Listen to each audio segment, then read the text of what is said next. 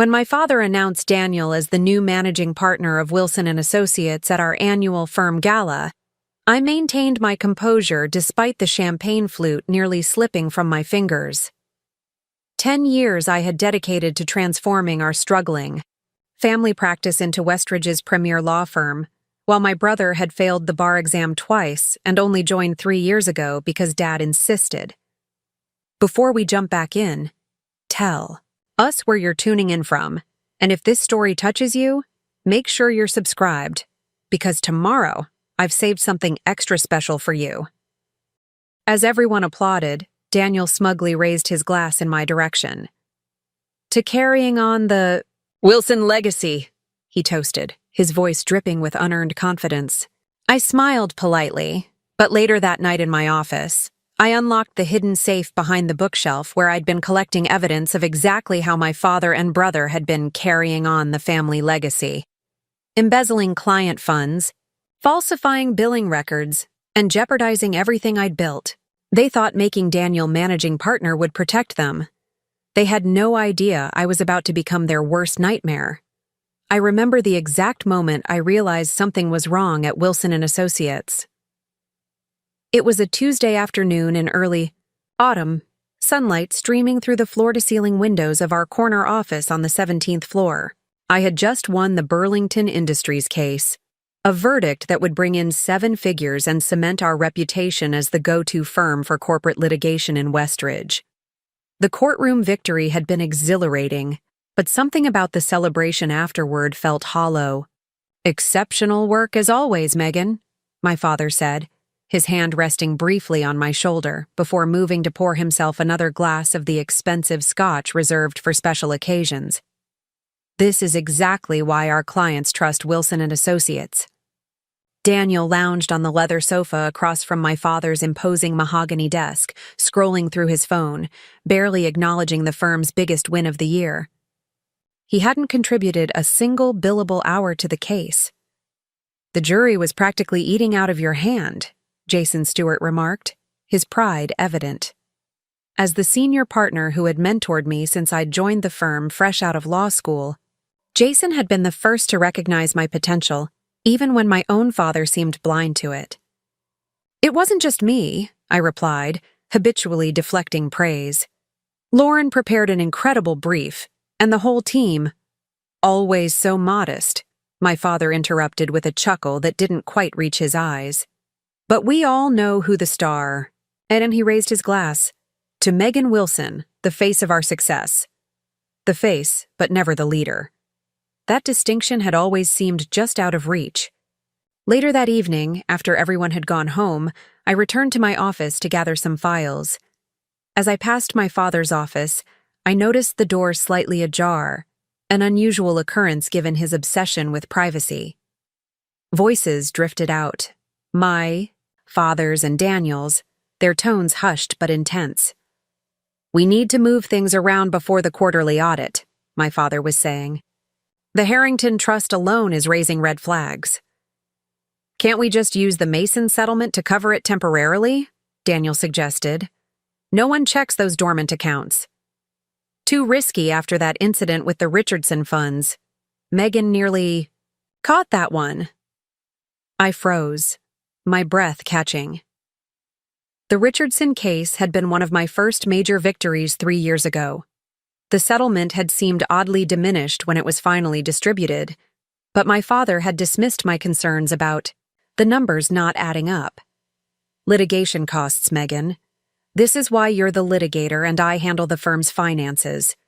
"Speaking of Megan," Daniel continued, lowering his voice further, "what are we going to do about her?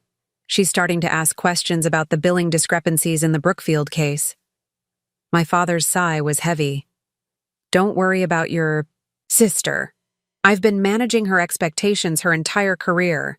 She sees what I want her to see." The floor seemed to shift beneath me. 10 years of dedication, of believing I was building something meaningful alongside my father, collapsed into a terrible new reality. I quietly retreated to my office, mind racing, heart pounding against my ribs. The Wilson & Associates that the public knew was Westridge's crown jewel of legal representation. Founded by my grandfather Walter Wilson in 1968, it had begun as a humble practice focused on real estate law. My father, Richard Wilson, had expanded its reach into corporate law during the economic boom of the 1990s. When I joined in 2014 after graduating summa cum laude from Harvard Law and turning down offers from prestigious New York firms, local news outlets had run features on the Wilson dynasty. Megan Wilson returns to her roots to carry on the family tradition, the headlines had proclaimed. I'd believed it then, that I was fulfilling my destiny, honoring my grandfather's legacy by helping my father elevate the firm to national prominence. What no one mentioned in those glowing profiles was how close Wilson and Associates had come to collapse before my return. The recession had hit my father's corporate clients hard, and several questionable investments had depleted the firm's reserves. It was my tireless work, my networking, my legal innovation that had pulled us back from the brink. "You're just like your grandfather," Jason often told me, his eyes crinkling at the corners. He had that same fire, that same integrity. Integrity. The word tasted bitter now as I sat in my modern apartment in Emerald Court, surrounded by awards and press clippings that suddenly felt like props in an elaborate charade. The Burlington Industries celebration had been 3 weeks ago, and since then, I'd been conducting my own quiet investigation into the firm's finances. What I found sickened me.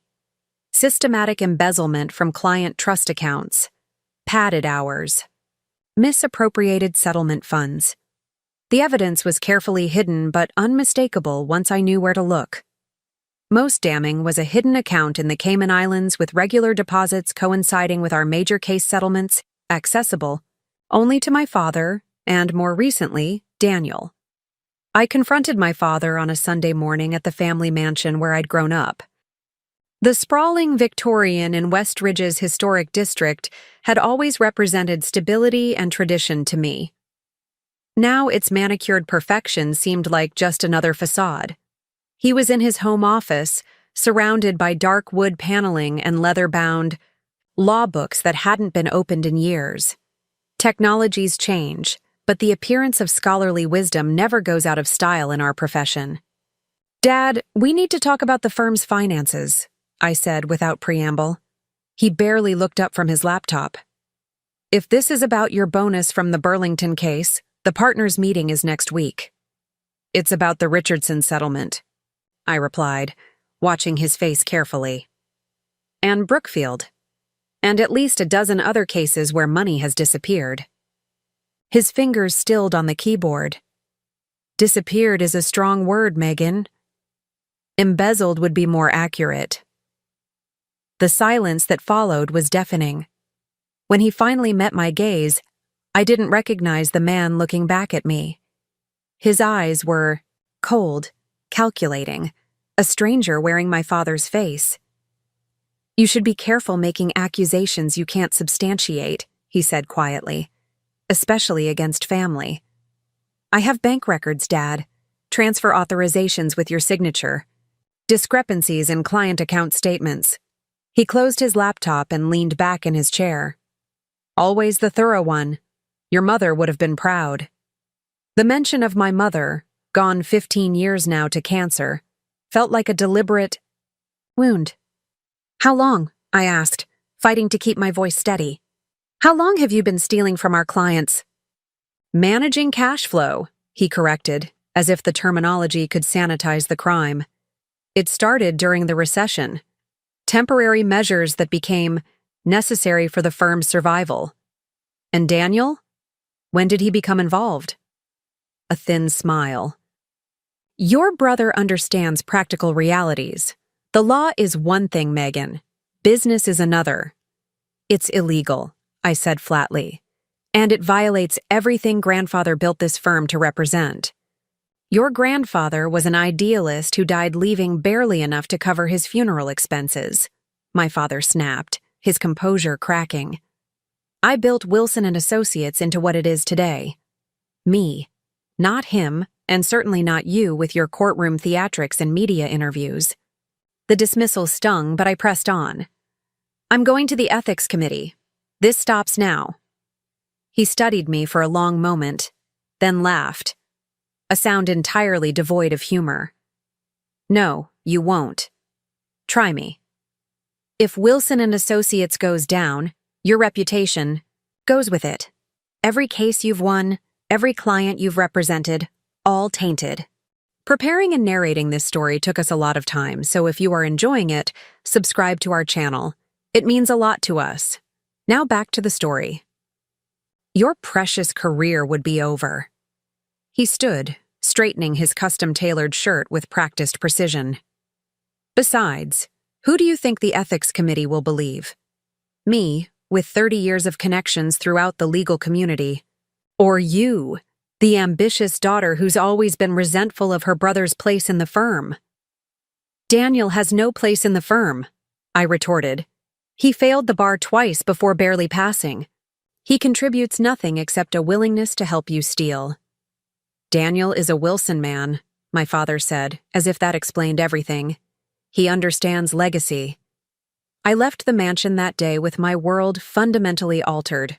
The father I'd admired my entire life, whose approval I'd sought through years of academic excellence and professional dedication, had not only betrayed our clients and the law, but saw nothing wrong with it.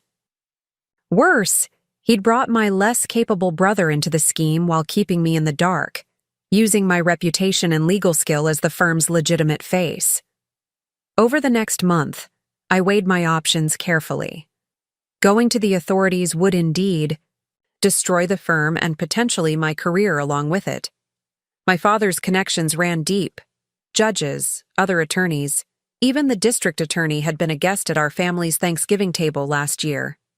I consulted discreetly with Vanessa Parker, a family friend who had known my mother and worked as a financial forensic investigator. "This is explosive, Megan," she said, reviewing the evidence I'd gathered in her small office across town, deliberately chosen for its distance from our usual professional circles. "But your father's right about one thing. Blowing the whistle would have serious consequences for you too. So I just let them continue stealing? That's not an option." Vanessa tapped her pen against her desk thoughtfully. "There might be another way, one that gives you leverage without immediate nuclear fallout." Her plan was elegant in its simplicity. Continue gathering evidence, but focus on creating a documented timeline that separated my work and cases from the financial improprieties. Essentially, build a firewall between my professional reputation and my father's crimes. "You need to be strategic," she advised. "Richard and Daniel won't hesitate to throw you under the bus if they feel cornered." I threw myself into the investigation, with the same intensity I brought to my biggest cases. Late nights reviewing financial records, covert meetings with former clients whose settlements had been compromised, careful documentation of every discrepancy, every forged signature, every manipulated account statement.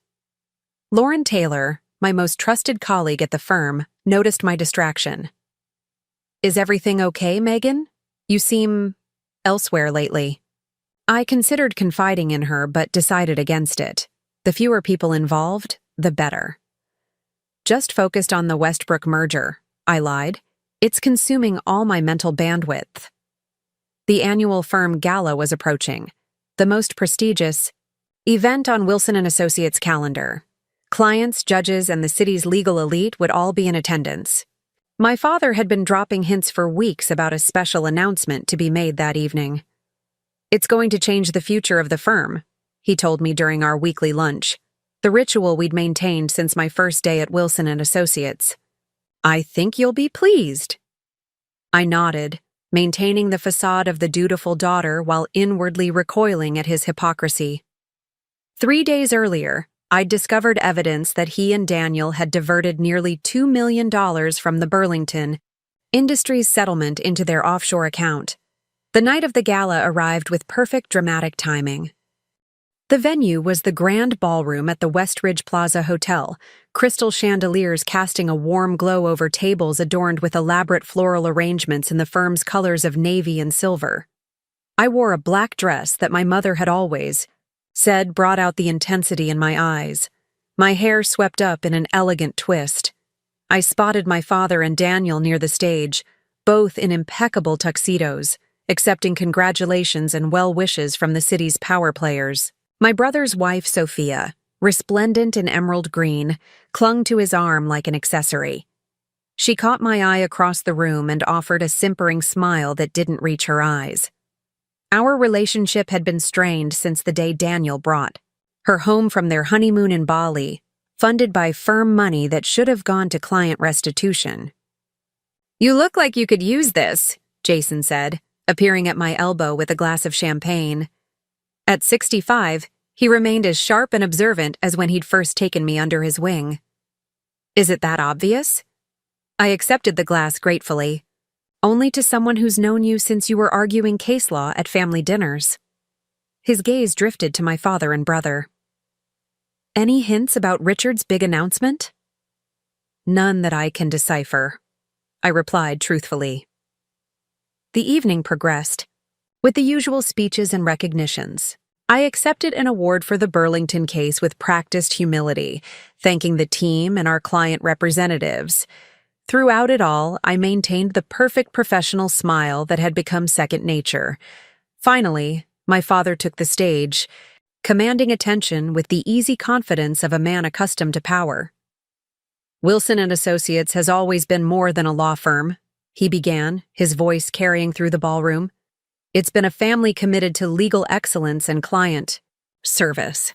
Tonight, as we celebrate another successful year, I'm looking toward our future." My heart rate accelerated. For a wild moment, I wondered if he had somehow discovered my investigation and was about to publicly discredit me. "Leadership transitions are crucial moments in any organization's life," he continued. "They require careful consideration of who embodies the firm's values and vision. After much reflection, I've decided it's time to name a new managing partner who will guide Wilson & Associates into its next chapter." Murmurs rippled through the crowd. I felt dozens of eyes turn toward me, the assumed heir apparent given my track record and contribution to the firm's success. "It gives me immense pride to announce that the new managing partner of Wilson & Associates will be my son, Daniel Wilson." The champagne flute nearly slipped from my fingers as scattered applause broke out, more confused than enthusiastic. Daniel strode to the stage, embracing our father with triumphant satisfaction. "Thank you, Dad," he said into the microphone. "And thank you all for your support. Wilson & Associates is entering an exciting new era, building on the foundation my father established.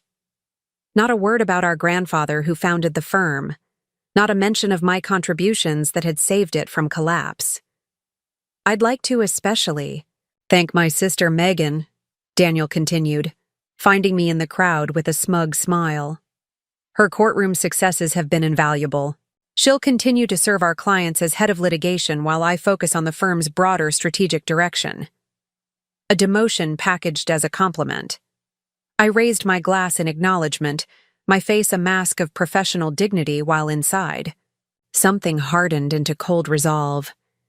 The rest of the evening passed in a blur of congratulations and platitudes. I moved through conversations on autopilot, accepting condolences thinly disguised as support. "It should have been you, Lauren," whispered when we found a moment alone near the dessert table. "Everyone knows it." "Apparently not everyone," I replied, watching as my father introduced Daniel to Judge Hamilton, whose retirement party I had attended just last month at my father's insistence. Later that night, after the gala had wound down, I returned to the office. The building was deserted, security nodding at me with the familiarity of someone accustomed to my late hours. In the silence of the 17th floor, I unlocked the hidden safe behind the bookshelf in my office where I'd been storing the evidence of my father and brother's crimes. The USB drive contained everything: bank records, client account discrepancies, offshore transfers, recorded conversations from meetings I'd accidentally left my phone in. I had originally planned to confront my father privately one more time before taking more drastic measures. Now, with Daniel's appointment as managing partner, the timeline had accelerated. My father had always taught me that in law, timing was everything. File too early and you might lack crucial evidence. File too late, and the statute of limitations could expire. The moment to act had to be perfect. The following evening, I knew my father and Daniel would be celebrating at the Aspen Room, the upscale restaurant where our family had marked every significant milestone. My mother's last birthday before her diagnosis, my admission to Harvard Law, Daniel's wedding rehearsal dinner. The restaurant held years of memories, all now tainted by the knowledge of my father's true character. I made a reservation for one, timing my arrival for 30 minutes after I knew they would be seated. The maitre d' recognized me immediately. "Miss Wilson, lovely to see you. Your father mentioned you might join them. They're at your usual table." Of course he had, always maintaining appearances. They were sharing the 25-year-old Macallan. Daniel already flushed with the effects of alcohol and elevation to unearned power. My father saw me first, his expression shifting from surprise to wariness to calculated welcome. "Megan," he called, gesturing to the empty chair. "Join us. We're celebrating." "So I see," I replied, approaching their table with measured steps. I placed my leather portfolio on the table, its presence between us like a declaration of war. Daniel raised his glass unsteadily. "To the future of Wilson and Associates." "The future?" I echoed, not touching the scotch my father had already poured for me. "That's actually why I'm here." Something in my tone made my father straighten, his eyes narrowing slightly. "Daniel's appointment will be good for the firm, Megan. You'll see." "Will the ethics committee see it that way?" I asked softly. "Or the bar association? Or the clients whose trust funds you've been raiding?"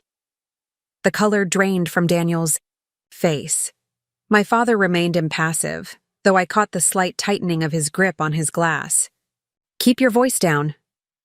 I opened the portfolio and removed a manila envelope, sliding it across the table. "Managing partner comes with responsibilities, Daniel. Are you prepared to handle them?" His hands trembled as he opened the envelope, pulling out bank statements highlighted with damning transfers, copies of forged client signatures, and a detailed accounting of misappropriated funds. "What is this?" he demanded, though we all knew exactly what it was.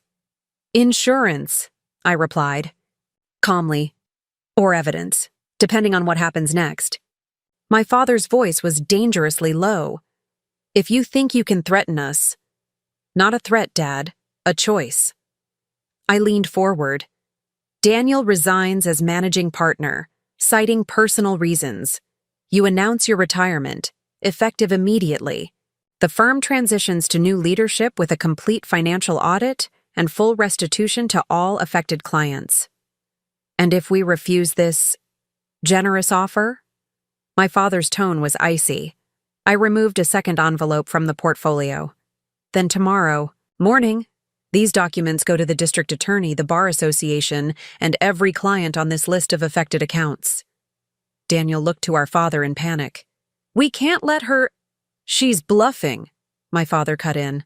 "Megan knows that exposing us would destroy her own career." I met his gaze steadily. "That's where you're wrong. I've been building the case for months, documenting my separation from the financial improprieties. Yes, there would be fallout. But I've already had conversations with Harrington and Blake about joining their practice if necessary."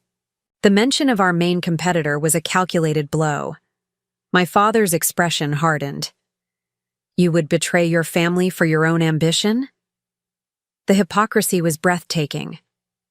"This stopped being about family the moment you started stealing from our clients and using my reputation to cover your tracks." Daniel, increasingly desperate, tried a different approach. "What do you want, Megan? A co-managing partnership? We can arrange that." "I want," I said deliberately, "what grandfather built this firm to be, a place of legal integrity. And I want what I've earned through a decade of dedication while you were failing the bar and dating your way through Westridge's social scene." My father studied me with new eyes, perhaps seeing for the first time not his compliant daughter, but a formidable opponent. "And your terms for this transition?" "I become managing partner. All misappropriated funds are returned within 30 days through a structure I've already outlined with Vanessa Parker to avoid raising red flags. You both retain your equity, but have no operational control. Or," I added, "you can take your chances with a jury." The silence that followed was broken only by the ambient sounds of the restaurant, quiet conversations, the clink of silverware against fine china, the subtle notes of a piano in the background. In that moment of suspended animation, I thought of my mother and what she would make of this confrontation. She had always seen the best in people, including my father. Had she known who he really was? "You're more like me than I realized," my father finally said, an odd note of pride in his voice. "I'm nothing like you," I replied evenly. "I'm my mother's daughter and my grandfather's heir." In the weeks that followed, Wilson and Associates underwent a transformation that the legal and community of Westridge observed with fascinated speculation. My father announced his retirement to spend more time on personal interests. Daniel stepped back from his briefly held managing partner position, citing family priorities, a convenient excuse following Sophia's suspiciously timed pregnancy announcement. The official press release named me as the new managing partner, emphasizing my track record of successful litigation and vision for the firm's future.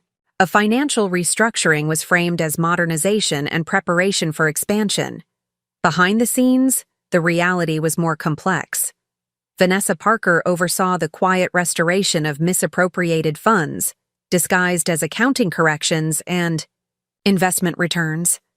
Clients remained unaware that their trust had ever been violated. The offshore account was closed, its contents used to make the first round of restitution. My father maintained a dignified public persona while privately seething at the reversal of fortune. During our last private conversation in what was now my office, the corner suite with views of the city he had once refused to give up, he made one final attempt to justify his actions. "Everything I did was to secure the firm's future," he insisted. "Your future. Save it for your memoirs," I replied, not looking up from the documents I was reviewing. "We both know it was always about you." He lingered in the doorway. The managing partnership was supposed to be Daniel's legacy. What he lacked in legal brilliance, he made up for in loyalty. I finally met his gaze. Grandfather left us an actual legacy, one of integrity and service. That's what I'm restoring. "Your grandfather was a fool who died in debt," he snapped. "He died with his reputation intact," I countered. "How many people will be able to say the same about you?" 6 months after the confrontation at the Aspen Room, Wilson and Associates hosted a more modest reception to celebrate its new direction. Jason Stewart, now elevated to senior counsel, raised a toast to the firm's commitment to ethical practice and client service. Lauren Taylor, promoted to head of litigation while I focused on managing partner duties, stood proudly at my side. Daniel and my father attended but remained on the periphery, their influence diminished but family appearances maintained. Some things in Westridge society never changed. The importance of presenting a united front despite private fractures. As I circulated among our guests, Gregory Collins, the CEO of our largest corporate client, pulled me aside. "I never said anything," he began awkwardly. "But there were discrepancies in our settlement account 3 years ago. They were corrected before I could raise concerns, but I always wondered. Administrative oversights from that period have been thoroughly addressed," I assured him smoothly. "Wilson and Associates' commitment to transparent client service is stronger than ever." He nodded, satisfied with the non-answer that nevertheless acknowledged his unstated question. "Your grandfather would be proud, Megan. Walter always said the law was about trust above all else." Later that evening, alone in my office, I pulled out my grandfather's pocket watch, the only possession of value he had left behind. My father had kept it in a drawer, dismissing it as sentimental junk compared to his own collection of luxury timepieces. I had reclaimed it during the transition. The worn inscription inside the case caught the light. Justice and integrity endure when all else fails. My grandfather had understood something my father never did. Success built on deception creates a foundation that cannot stand. It had taken discovering my father's betrayal for me to fully appreciate the example my grandfather had set. Not of wealth accumulation or social status, but of building a legacy that could withstand scrutiny and time. Wilson and Associates would continue, not as the Wilson dynasty my father had envisioned, but as the firm my grandfather had intended, one where the law served justice rather than personal gain. The path forward wouldn't be easy. Reputations, in legal circles, are both precious and fragile. But for the first time since discovering my father's deception, I felt I was truly honoring the Wilson name. Not my father's version of it, but something older and truer that had nearly been lost. Something worth fighting for. The days following the gala unfolded in a surreal haze. I arrived at the office each morning at precisely 7:15 a.m., just as I had for the past decade, but everything felt fundamentally altered. The congratulatory flowers on Daniel's new desk in the managing partner's office. The subtle shift in how staff addressed him. The knowing glances exchanged between my father and brother during meetings. What stung most wasn't the title. I'd never cared much for administrative power, but the blatant dismissal of merit in favor of nepotism. Merit that had literally saved the firm from bankruptcy. It's business as usual, my father assured the BRI partners during our Monday morning meeting, Daniel nodding solemnly beside him like a ventriloquist's dummy. Megan will continue handling our highest profile litigation. Daniel will focus on firm strategy and client relationships. Client relationships. As if Daniel had ever brought in a single significant client. His contributions to Wilson and Associates consisted primarily of attending charity galas on the firm's dime and occasionally sitting in on depositions where he remained conspicuously silent. "Of course," I replied with practiced professionalism when all eyes turned to me. "I'm looking forward to focusing exclusively on our casework." Lauren caught my eye across the conference table, her expression a mix of sympathy and indignation. As we filed out of the meeting, she fell into step beside me. "This is absolute bullshit," she muttered once we were safely in my office with the door closed. Lauren had been my right hand for 7 years, brilliantly managing our litigation team while I took the lead in the courtroom. Her loyalty was unwavering. "Everyone knows Daniel can barely find the courthouse without GPS. It's a family business," I replied, the words tasting bitter. Emphasis on family, apparently. "Your family," she reminded me. "You're as much a Wilson as they are." Not in my father's eyes, it seemed. I'd spent years attributing his preference for Daniel to old-fashioned gender bias, a relic from his own father's era when law was still predominantly a man's profession. But the truth was more fundamental. Daniel was malleable, compliant, willing to look the other way or actively participate when ethical lines were crossed. I, on the other hand, had always been my mother's daughter. Elizabeth Wilson had been the moral compass of our family, a former prosecutor who left her career to raise us, but never abandoned her principles. "The law isn't just a profession," she would tell me. "It's a covenant of trust." She had died believing her husband shared that view. The intercom on my desk buzzed. "Ms. Wilson, Mr. Reynolds is here to see you." Andrew Reynolds. The name alone was enough to trigger a complex cascade of emotions. We'd started at Wilson and Associates in the same year, both bright young attorneys with promising futures. Our relationship had evolved from collegial to something more intimate, until he'd abruptly left the firm 3 years ago for a position at Harrington and Blake, our most significant competitor.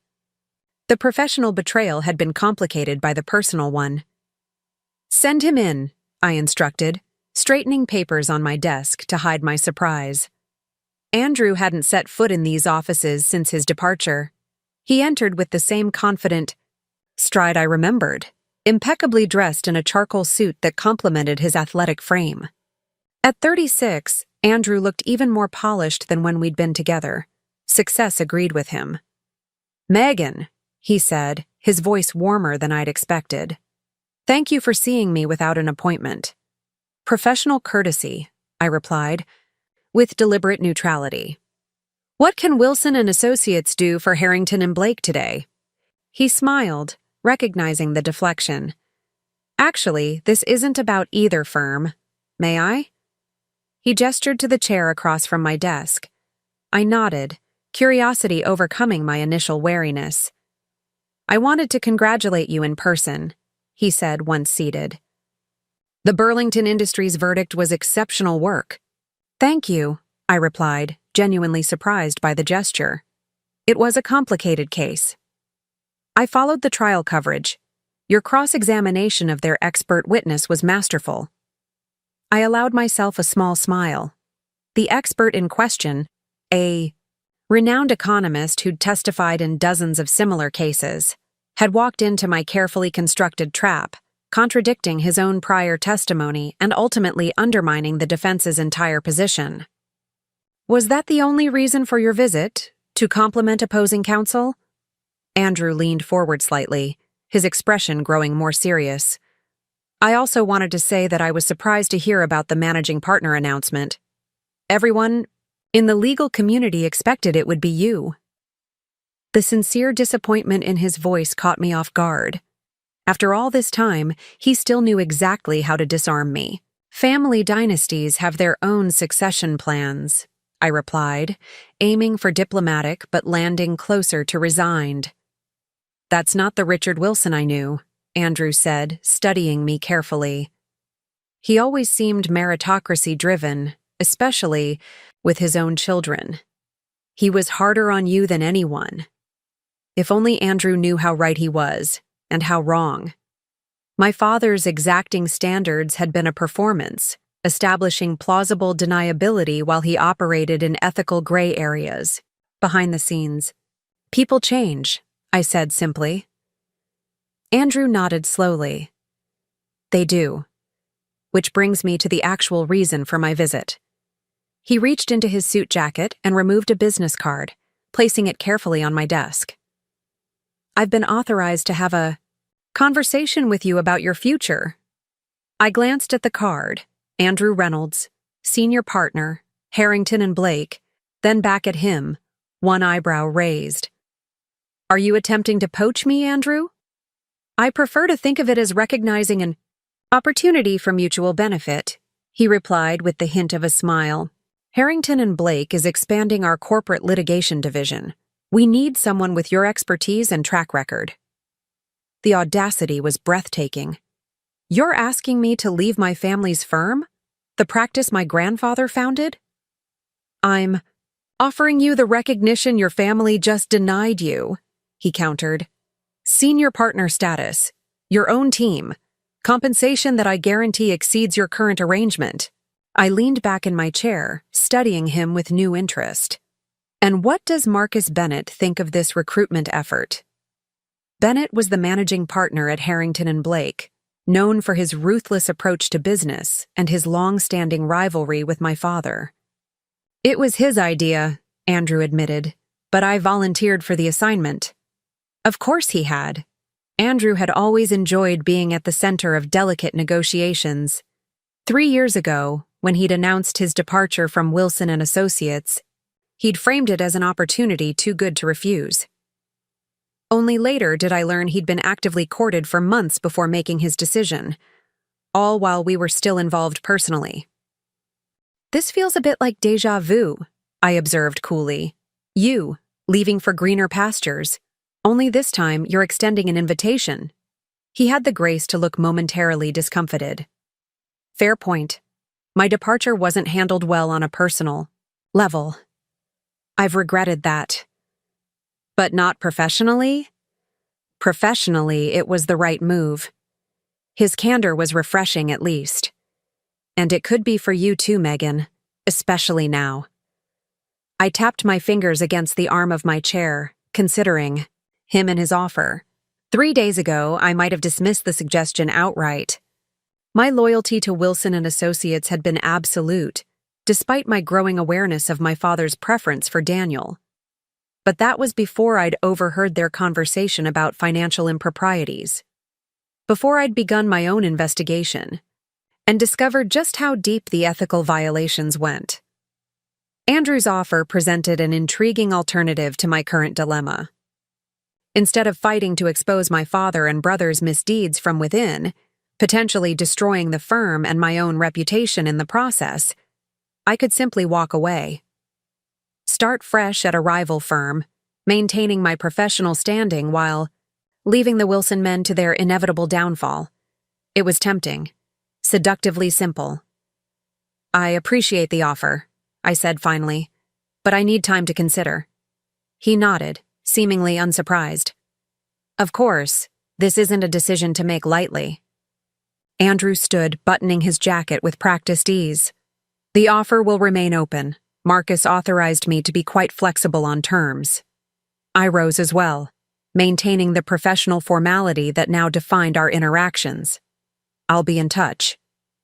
At the door, he paused. "For what it's worth, Megan, your contributions to Wilson and Associates haven't gone unnoticed in the wider legal community. Whatever you decide, remember that." After he left, I remained standing by the window, gazing out at the Westridge skyline that had been the backdrop to my entire legal career. The city's courthouse dome gleamed in the distance, a monument to the ideals of justice and fairness that had drawn me to law in the first place. Ideals that seemed increasingly distant within the walls of Wilson and Associates. My office phone rang, pulling me from my thoughts. The caller ID showed my father's extension. "Megan, I need you to join a meeting with the Hartford Technologies team," my father said without preamble when I answered. "They're expressing concerns about Daniel's new oversight role." Of course they were. Hartford Technologies was our second largest client, a relationship I'd cultivated personally through 3 rounds of complex patent litigation. "When?" I asked, though I already knew the answer. "Now, conference room B." "I'll be right there." I hung up, unsurprised by the summons. This would be the first of many such interventions. My father and brother needed my credibility to maintain client confidence while they mismanaged the firm behind the scenes. As I gathered my Hartford Technologies files, Andrew's offer lingered in my mind. The path of least resistance. A clean break. But something else nagged at me. A deeper responsibility to the firm my grandfather had built, to the clients who trusted us, to the principles that had guided my career. The Hartford Technologies executives brightened visibly when I entered the conference room. Relief replaced the concern evident on their faces, confirming my suspicions about the nature of the meeting. "Megan, good to see you." Martin Hartford, the company's founder and CEO, said warmly. "We were just discussing the transition in leadership."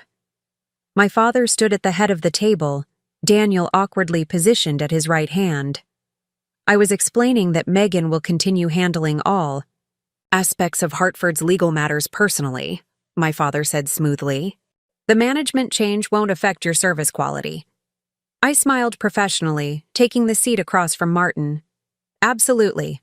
In fact, I was reviewing your upcoming patent filing this morning. The innovations in the new processing chip are impressive." As the meeting progressed, the dynamic became increasingly clear. I was the substance, Daniel and my father the figureheads. When technical questions arose, Martin and his team looked to me. When reassurances were offered, my father and Daniel provided them, making promises about resources and attention that I would ultimately have to fulfill. By the time we concluded, Hartford Technologies was sufficiently reassured to maintain their relationship with the firm, a relationship worth 7 figures annually in billable hours. "Walk with me," my father instructed as we left the conference room. Daniel remained behind, making awkward small talk with Hartford's legal counsel. We moved through the corridors of the 17th floor, nodding acknowledgement to associates and staff. To outside observers, we were the picture of harmonious succession, the founding family united in leadership. "That went well," my father commented once we reached his office. The corner suite had been my grandfather's originally, its wood-paneled walls and vintage law books a stark contrast to the modern glass and steel that characterized the rest of the redesigned offices. "Did you expect otherwise?" I asked, declining his gesture toward a chair. I preferred to remain standing, keeping the conversation brief. "Hartford is nervous about change. They need to see continuity." He settled behind his desk, the position of authority as natural to him as breathing. "You provided that. And I'll need to provide it with every major client, I assume. While Daniel enjoys the managing partner title and compensation?" My father's expression hardened slightly. "Your brother is learning. He has other qualities valuable to the firm." "Such as?" "Loyalty, for one," he replied pointedly. "A commitment to family legacy." The implied criticism wasn't subtle. In my father's worldview, questioning his decisions, even silently, was tantamount to betrayal. "Is that what this is about? You don't think I'm loyal enough to the Wilson name?" "I think you've always had your own ideas about how things should be done," he replied carefully. "You're your mother's daughter in that regard." The reference to my mother felt calculated, designed to soften me through sentiment. It had the opposite effect. "She believed in earning success, not having it handed to you," I responded. "Something grandfather established as a foundation of this firm." A flash of irritation crossed his features. "Your grandfather's principles nearly bankrupted us during the recession. Reality requires flexibility, Megan. Something Daniel understands." Flexibility. A convenient euphemism for the ethical compromises I'd discovered. But I couldn't reveal my knowledge. Not yet. My investigation was still ongoing, the evidence not yet conclusive enough to confront him directly. "I received an interesting offer today," I said instead, changing tactics. "Harrington and Blake wants me to head their corporate litigation division, senior partner status." That got his attention. My father's eyes narrowed, his posture stiffening imperceptibly. "Marcus Bennett is trying to poach you?" "Andrew Reynolds delivered the offer personally." "Reynolds," my father scoffed. "That opportunistic—" He caught himself, recalibrating his response. "I'm sure the offer is financially attractive. Bennett has always tried to buy what he can't build himself." "It's compelling," I admitted, watching his reaction carefully, "especially in light of recent developments here." My father leaned forward, his expression shifting to one of calculated concern.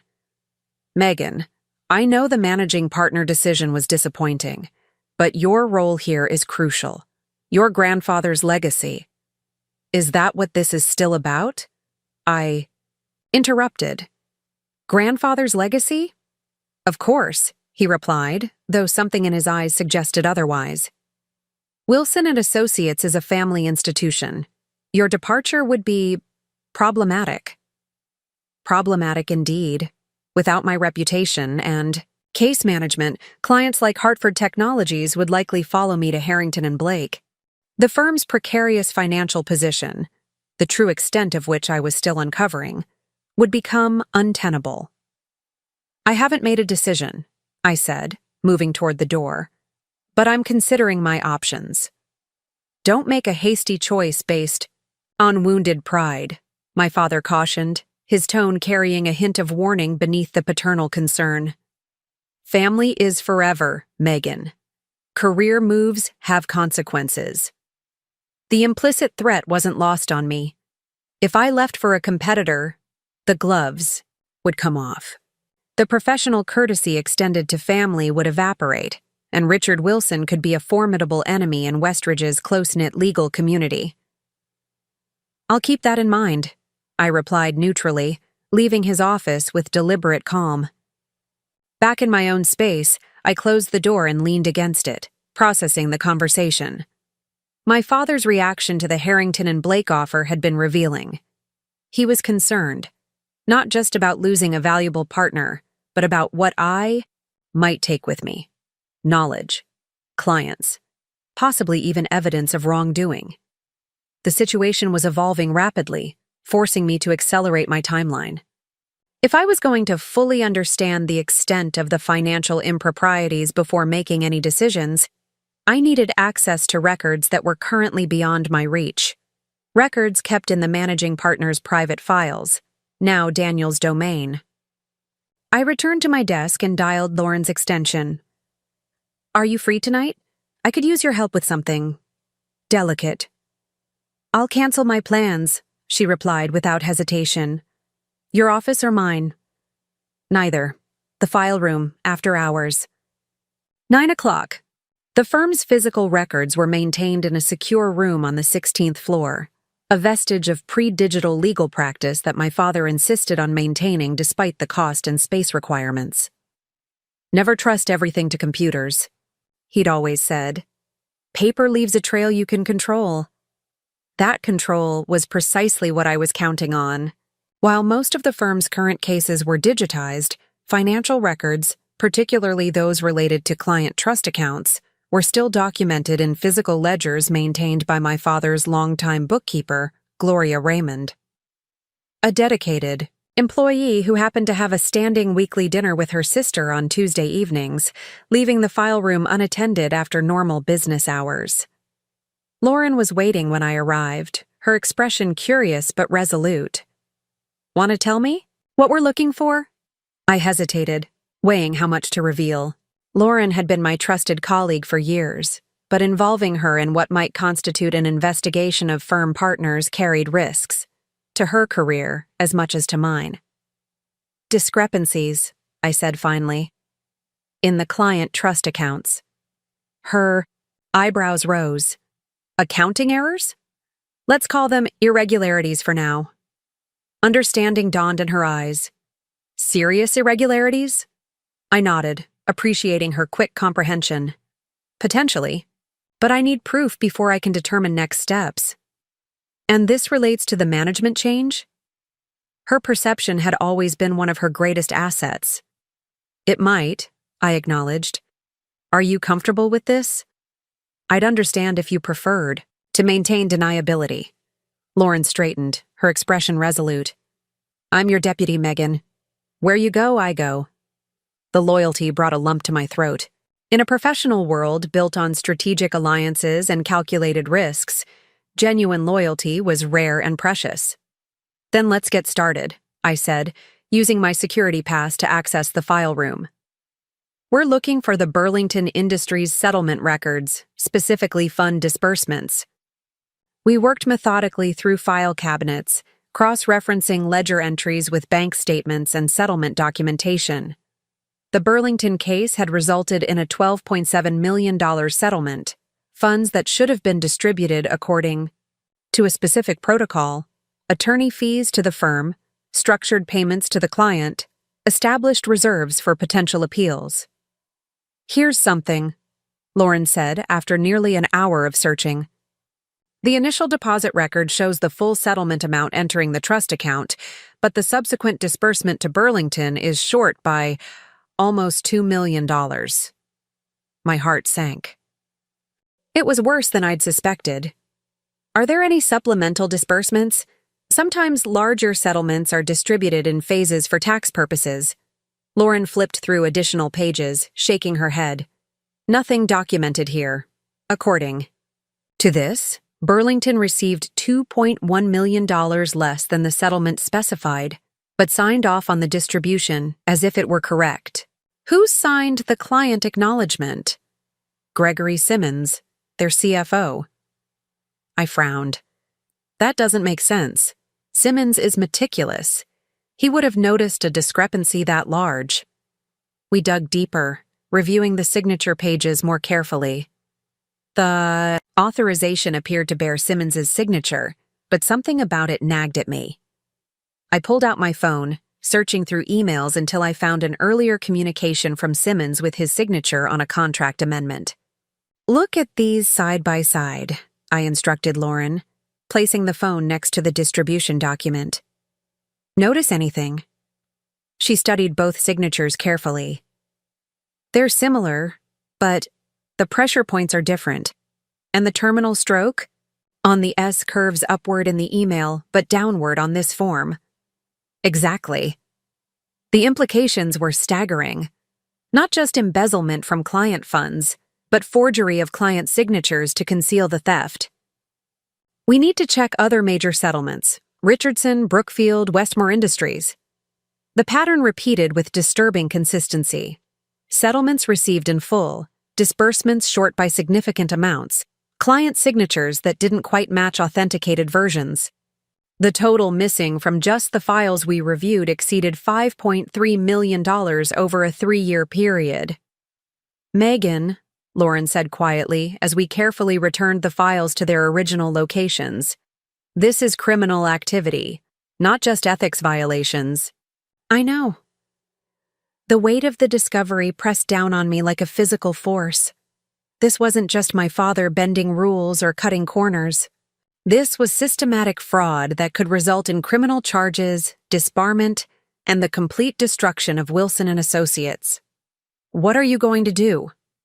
Her question hung in the air between us. What indeed? The evidence was clear but not yet comprehensive. I needed to understand where the money had gone, who else might be involved, and whether any of it could be recovered before clients discovered the theft. For now, document everything but tell no one, I decided. I need time to determine the best approach. Lauren nodded, her usual confidence temporarily overshadowed by the gravity of our discovery. You should consider the Harrington and Blake offer more seriously. Get clear of this before it explodes. The suggestion made logical sense. Self-preservation would dictate exactly that course of action. Accept Andrew's offer, transition to Harrington and Blake, and watch from a safe distance as my father and brother face the inevitable consequences of their actions. But something deeper held me back. Wilson and Associates wasn't just my employer or even my family's business.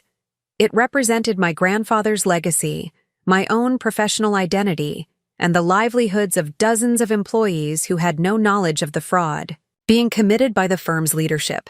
I can't just walk away, I admitted. Not without trying to fix this. Fix it? Lauren looked incredulous. Megan, millions are missing. Client signatures have been forged. This isn't a situation you can remedy with clever legal maneuvering. Maybe not, I conceded. But I need to try. For grandfather's sake, if nothing else. We left the file room separately to avoid drawing attention from the night security staff. As I drove home to my apartment in Emerald Court, the full implications of what we'd discovered continued to unfold in my mind. This wasn't just about Daniel receiving an unearned promotion. It was about a systematic betrayal of professional ethics, client trust, and legal responsibility that reached to the core of Wilson and Associates. My father, the man who had lectured me about integrity and professional duty throughout my childhood and career, was a fraud. His sterling reputation in Westridge's legal community was built on theft and deception. And now he had positioned my brother, equally complicit, as the firm's new leader to continue the scheme. I thought about my grandfather, Walter Wilson, who had started the firm with nothing but a law degree and a commitment to serving clients with integrity. About my mother, who had believed in the essential goodness of the man she married. About the clients who trusted us with their most important legal matters, never suspecting that the firm was stealing from their settlements. By the time I reached my apartment, I had made my decision. I wouldn't run to Harrington and Blake. I wouldn't expose the fraud immediately, potentially triggering criminal charges and destroying the firm overnight. Instead, I would build a complete case, understand the full extent of the embezzlement, and find a way to make it right. For the clients, for the employees, and for the Wilson legacy my father had corrupted. The next morning, I called Andrew Reynolds. "I've considered your offer," I told him when he answered. "It's very generous, but I need to decline." His surprise was evident even through the phone. May I ask why? If it's compensation, we have flexibility. It's not about the money, I assured him. I have obligations here that I need to fulfill before I can consider a move. I understand loyalty, Megan, but your father just passed you over for a promotion you clearly deserved. At some point, you have to prioritize your own career. His concern seemed genuine, which made me wonder again about the complex history between us. Andrew had left Wilson and Associates, and me, with clinical precision when it served his ambitions. Now he seemed troubled by my unwillingness to do the same. This isn't about the managing partner position, I said carefully. There are other considerations. A pause, then. Is everything all right at Wilson and Associates? There have been rumors. My pulse quickened. What kind of rumors? Nothing specific. He backtracked. Just whispers about financial pressures. The Burlington verdict was crucial, from what I hear. Financial pressures. An understatement if what Lauren and I had discovered was any indication. But if rumors were already circulating, the situation might be even more precarious than I'd realized. Every firm faces challenges, I replied neutrally. Wilson and Associates is on solid ground. The lie tasted bitter, but I couldn't reveal the truth. Not yet. Not until I had a plan to address the fraud without destroying everything and everyone connected to the firm. Well, the offer remains open, Andrew said. Marcus was disappointed. To hear you're declining. But he respects your position. After ending the call, I stared at the phone, wondering if I'd just made the biggest mistake of my professional life. Staying at Wilson and Associates meant aligning myself, at least temporarily, with my father and brother's corruption. It meant continuing to represent clients whose trust funds had been raided. It meant living with the knowledge of fraud while working to expose and remedy it from within. But leaving would mean abandoning any hope of preserving what was worth saving. My grandfather's legacy, the firm's fundamental mission, the livelihoods of innocent employees. It would mean surrendering to the corruption rather than fighting it. My office door opened without a knock, and Daniel sauntered in, his new managing partner confidence on full display. Hey, sis, got a minute? I gestured to the chair across from my desk, maintaining a neutral expression despite the surge of disgust his presence now triggered. What can I do for you, Daniel? Dad mentioned Harrington and Blake made you an offer, he said, studying me with newfound calculation. My brother had always been charming rather than intellectual, using his natural charisma to compensate for a lack of legal acumen. But there was nothing charming about his expression now. I wanted to make sure you're not considering it. I've declined, I replied, watching his reaction carefully. Relief flickered across his features, quickly masked. Good choice. Jumping ship now would look like sour grapes. Is that your only concern? How it would look? Daniel shifted uncomfortably under my direct gaze. No, of course not. You're essential to the firm. The clients respect you. That much, at least, was true. Many of our most valuable clients had relationships with me personally, not with Wilson and Associates as an entity. My departure would likely trigger a mass exodus, especially among those I had represented most successfully. What about you, Daniel? Do you respect me? The question caught him off guard. What? Of course I do. You're a brilliant attorney. Just not managing partner material? He had the grace to look momentarily discomfited. Dad made that decision. He thought the firm needed a different direction. And what direction is that exactly? I pressed, wondering how much he would reveal. Daniel glanced toward the door, as if checking for eavesdroppers. A more pragmatic approach to firm governance, less idealism, more business focus. Pragmatism, another euphemism for the ethical, shortcuts and outright fraud that had become standard operating procedure under my father's leadership. I see, I said evenly. And you're comfortable with this pragmatic approach? My brother's expression hardened slightly. Look, Megan, The legal world isn't the idealistic place they teach in law school. Sometimes you have to make difficult decisions for the greater good. The greater good being? The firm's survival, our family's legacy. The irony was breathtaking. They were destroying our family's true legacy while claiming to preserve it. "Well," I said, reaching for a file to signal the conversation's end, "you can tell Dad not to worry. I'm not going anywhere." Daniel nodded, seemingly satisfied. At the door, he paused. "We should have dinner soon, the three of us, like old times." Old times. Before I knew about the fraud, before I understood what kind of men my father and brother truly were. "Sure," I agreed with a smile that didn't reach my eyes. "Like old times?" After he left, I turned to my computer, opening a secure document where I'd begun cataloging the evidence Lauren and I had discovered. To this, I added my father's and Daniel's oblique references to pragmatism and flexibility.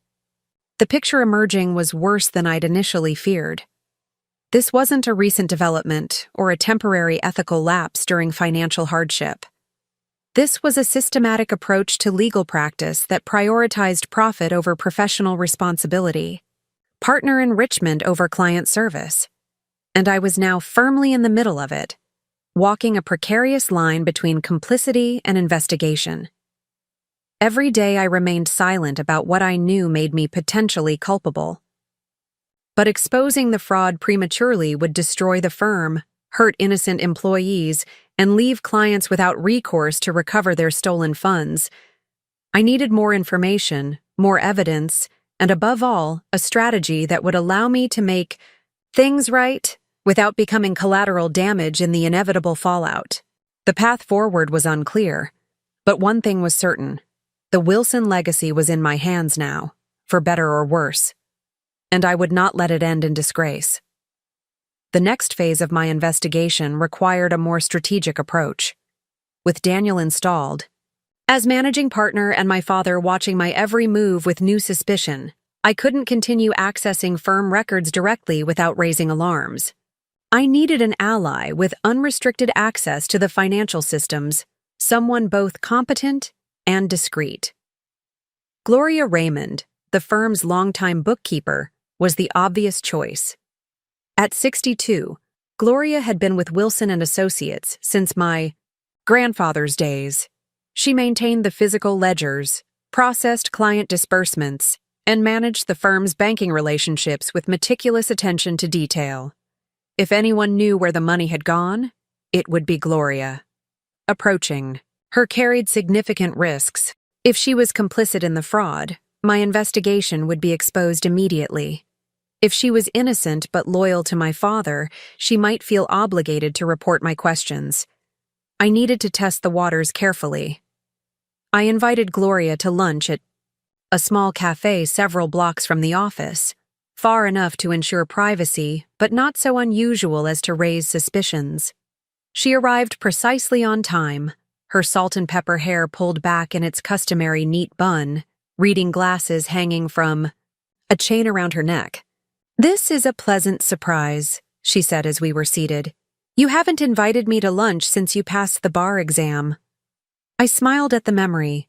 Gloria had been one of my most enthusiastic supporters during those tense weeks of waiting for results, even slipping a congratulatory card under my door the morning the passing list was published. "I've been meaning to catch up," I replied, scanning the menu to avoid her perceptive gaze. "Things have been hectic lately. The Burlington case, and now this transition with Daniel." She spoke matter-of-factly, but I caught the slight emphasis on my brother's name. Quite the upheaval. The server took our orders, a Cobb salad for me, French onion soup for Gloria, before I steered the conversation toward more substantive matters. "Actually, Gloria, I wanted to discuss something related to the transition. With Daniel taking over the administrative side, I'm trying to ensure all my cases are properly documented, especially the financial aspects." She nodded approvingly. "Always thorough. Your grandfather would be proud." The mention of my grandfather provided the opening I needed. You worked with him for what, 15 years? 17, she corrected. From when he first opened the office on Main Street until his retirement, back when legal practice was different. Different how? Gloria's expression grew wistful. Walter believed in transparency above all else. Client funds were sacred. He'd sooner close the firm than mishandle a penny of client money. My heart quickened at this confirmation of my grandfather's integrity. That must have made your job easier. In some ways, she agreed. Though your father's modernization brought its own efficiencies, the computerized billing system has certainly reduced manual errors, while potentially introducing opportunities for deliberate ones, I thought but didn't say. Speaking of billing, I ventured carefully, I noticed some inconsistencies in the Burlington settlement disbursements. Perhaps you could help me understand the process better?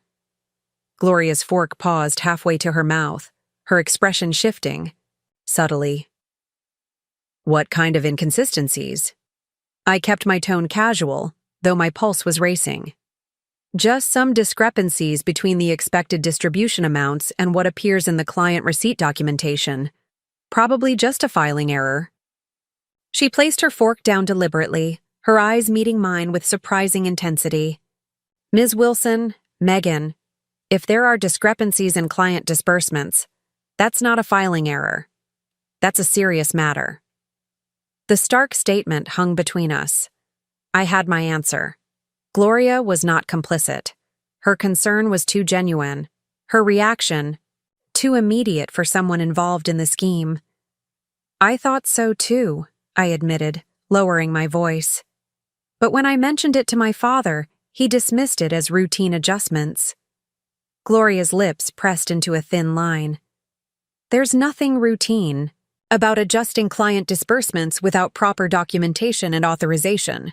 I leaned forward slightly.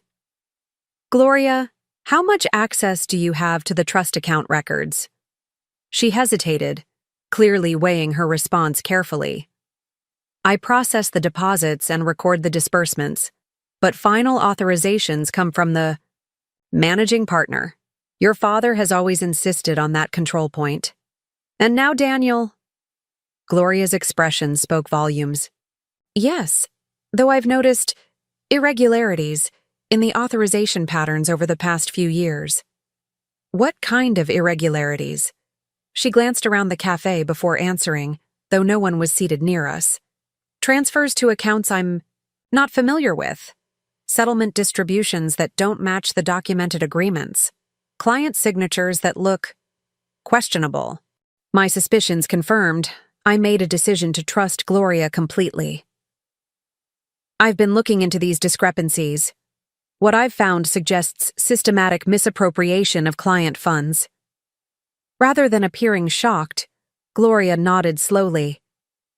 I've had concerns for some time, but without access to the complete records or authority to question managing partner decisions. Would you be willing to help me investigate further? I asked. Discreetly? Her response was immediate and resolute. Walter Wilson gave me my start when no accounting firm in Westridge would hire a woman. I owe him my career. If someone is undermining his legacy, I want to know. We spent the remainder of lunch developing a plan. Gloria would compile records of all major settlement disbursements over the past 5 years, focusing on discrepancies between authorized amounts and actual client payments. I would document the potentially forged client signatures and track the mysterious transfers to identify where the misappropriated funds had gone. Be careful, Gloria cautioned as we prepared to leave. Richard Wilson doesn't respond well to challenges. I know, I replied, thinking of my father's reaction to the Harrington and Blake offer. But this isn't just about the managing partner position anymore. This is about fundamental integrity. Gloria's approving nod confirmed I had found a crucial ally, someone who remembered what Wilson and Associates was supposed to stand for. Back at the office, I maintained the appearance of focusing entirely on my caseload. If my father and brother suspected I was investigating them, they showed no sign of it. In fact, Daniel seemed increasingly comfortable in his new role, issuing procedural memos and calling unnecessary meetings to assert his authority. "We need to streamline our billing practices," he announced during one such meeting, his manner pompous. "Maximize efficiency and profitability." I caught Lauren's eye across the conference table, noting her carefully neutral expression. She alone knew what I'd discovered and understood the subtext of Daniel's corporate jargon, finding new ways to extract value from client relationships. "Any thoughts, Megan?" My father directed the question at me with calculated casualness. A test, perhaps, to gauge my acceptance of the new regime. "Efficiency is always valuable," I replied blandly, "as long as it doesn't compromise our service quality." Daniel nodded enthusiastically, missing the implied critique. "Exactly. Quality remains paramount." My father's gaze lingered on me a moment longer, searching for signs of resistance or suspicion.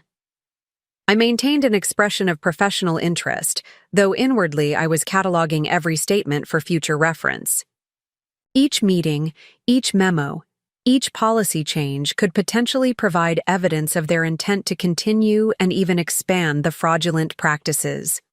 Over the next 2 weeks, Gloria and I built our case methodically, meeting away from the office, to share findings and develop a fuller picture of the embezzlement scheme. The pattern that emerged was both systematic and disturbing. Client trust funds were indeed being raided, with millions diverted to offshore accounts under the guise of administrative reserves or contingency management. Settlement documents were altered after client signatures were obtained, with distribution amounts reduced and the differences pocketed. In some cases, signatures appeared to be outright forgeries, particularly when clients were corporate entities, where multiple executives might be authorized to approve disbursements. Most damning of all was the timeline. While my father had suggested to me that the financial improprieties began during the recession as temporary measures, Gloria's records painted a different picture. The earliest suspicious transactions dated back nearly 15 years, not coincidentally around the time my father assumed full control of the firm after my grandfather's retirement. "He's been doing this almost from the beginning," I said, staring at the spreadsheet Gloria had compiled. We were meeting in her modest apartment on the east side of Westridge, surrounded by financial records spread across her dining room table. It wasn't a response to financial pressure. It was a deliberate business model. Gloria nodded grimly. "The amounts have increased over time, though, especially in the last 3 years. Since Daniel joined the firm," I noted. The correlation was impossible to ignore. "There's something else," Gloria said, sliding a folder toward me. "I found references to an entity called Riverside Holdings in several of the larger transfers. It's not a client, and it doesn't appear in any of our official firm records." I opened the folder to find banking documents for an LLC registered in Delaware, with my father and brother listed as the only members. "A shell company," I murmured, "for hiding the stolen funds." Gloria's expression was pained. "This goes beyond ethical violations, Megan. This is criminal activity." "I know." The weight of the evidence was overwhelming. My father and brother had systematically stolen millions from client trust accounts over years, using increasingly sophisticated methods to conceal their actions. The question is, what do we do with this information? "The ethical obligation is clear," Gloria said. "Report it to the Bar Association and the authorities." She was right, of course. The rules of professional conduct left no room for ambiguity in such situations. As attorneys who had discovered evidence of fraud, we were obligated to report it. "If we report this now, the firm collapses overnight," I said, thinking aloud. "Everyone loses their jobs, not just my father and Daniel, but all the associates, paralegals, support staff. Clients are left without representation mid-case, and the chances of recovering the stolen funds diminish significantly once they're tipped off." Gloria studied me with concern. "You're not considering covering this up?" "Never," I assured her. "But I am considering how to handle it strategically. If we can secure control of the firm first, we might be able to manage the disclosure in a way that protects innocent parties and maximizes the chance of making clients whole. That's a dangerous game, Gloria warned. If it appears you knew and didn't immediately report. I know the risks, I acknowledged. But I also know my responsibilities. To the firm my grandfather built, to our employees, and most importantly, to the clients whose trust has been violated. We spent the next hour outlining a plan. I would need to secure managing partner authority before making any disclosures. That meant confronting my father and brother with the evidence and forcing a transition of power. Once in control, I could work with outside counsel to self-report to the Bar Association and authorities in a controlled manner, while simultaneously implementing a plan to make defrauded clients whole. It won't be easy, Gloria cautioned. Your father won't relinquish control willingly. No, I agreed. But he'll do it if the alternative is immediate criminal charges. As I drove home that evening, the weight of what lay ahead pressed down on me. I was preparing to confront my own father and brother with evidence of criminal wrongdoing and force them to surrender control of the firm they'd corrupted. The personal and professional risks were enormous. My phone rang, the car's Bluetooth. System displaying Jason Stewart's name. I hesitated before answering. Jason had been unusually quiet since Daniel's appointment as managing partner, maintaining a polite professional distance that suggested he was processing his own disappointment with the decision. Jason, I greeted him, keeping my tone neutral. Everything okay? That depends on your definition of okay, he replied, his normally measured voice tinged with concern. I just left a rather disturbing meeting with Gregory Collins. Gregory, Collins was CEO of Collins Manufacturing, one of our oldest and most loyal clients, a relationship that predated even my grandfather's founding of the firm. What kind of meeting? I asked, my grip tightening on the steering wheel. The kind where a client of 30 years asks pointed questions about financial discrepancies in their last settlement distribution. My heart sank. What did you tell him? That I would look into it immediately and get back to him, Jason replied. Which is why I'm calling you instead of your father or Daniel. Something tells me you might already be aware of the issue. Jason's perceptiveness had always been one of his greatest strengths as an attorney. It made him a formidable litigator and apparently an astute observer of firm dynamics. It's complicated, I admitted after a moment's consideration, but yes, I'm aware of concerns regarding settlement distributions. Collins says he's missing over $800,000 from the Patterson patent settlement, Jason said bluntly. He has documentation showing the original agreement, but the actual distribution was significantly less. When he raised it with Daniel yesterday, he was given a runaround about administrative adjustments and standard fee recalculations. The knot in my stomach tightened. Collins Manufacturing wasn't just any client. They were one of Westridge's most prominent businesses, with deep community connections. If Gregory Collins went public with accusations of fraud against Wilson and Associates, the damage would be irreparable. Jason, I need to ask you something, and I need complete honesty, I said carefully. Have you noticed anything unusual about the firm's financial practices? Anything that made you uncomfortable? His silence spoke volumes. Finally, he sighed, heavily. I've had concerns for some time. Inconsistencies in client billing, settlement distributions that didn't align with the documented agreements. But Richard always had explanations, and as a non-equity partner, he didn't need to finish the thought.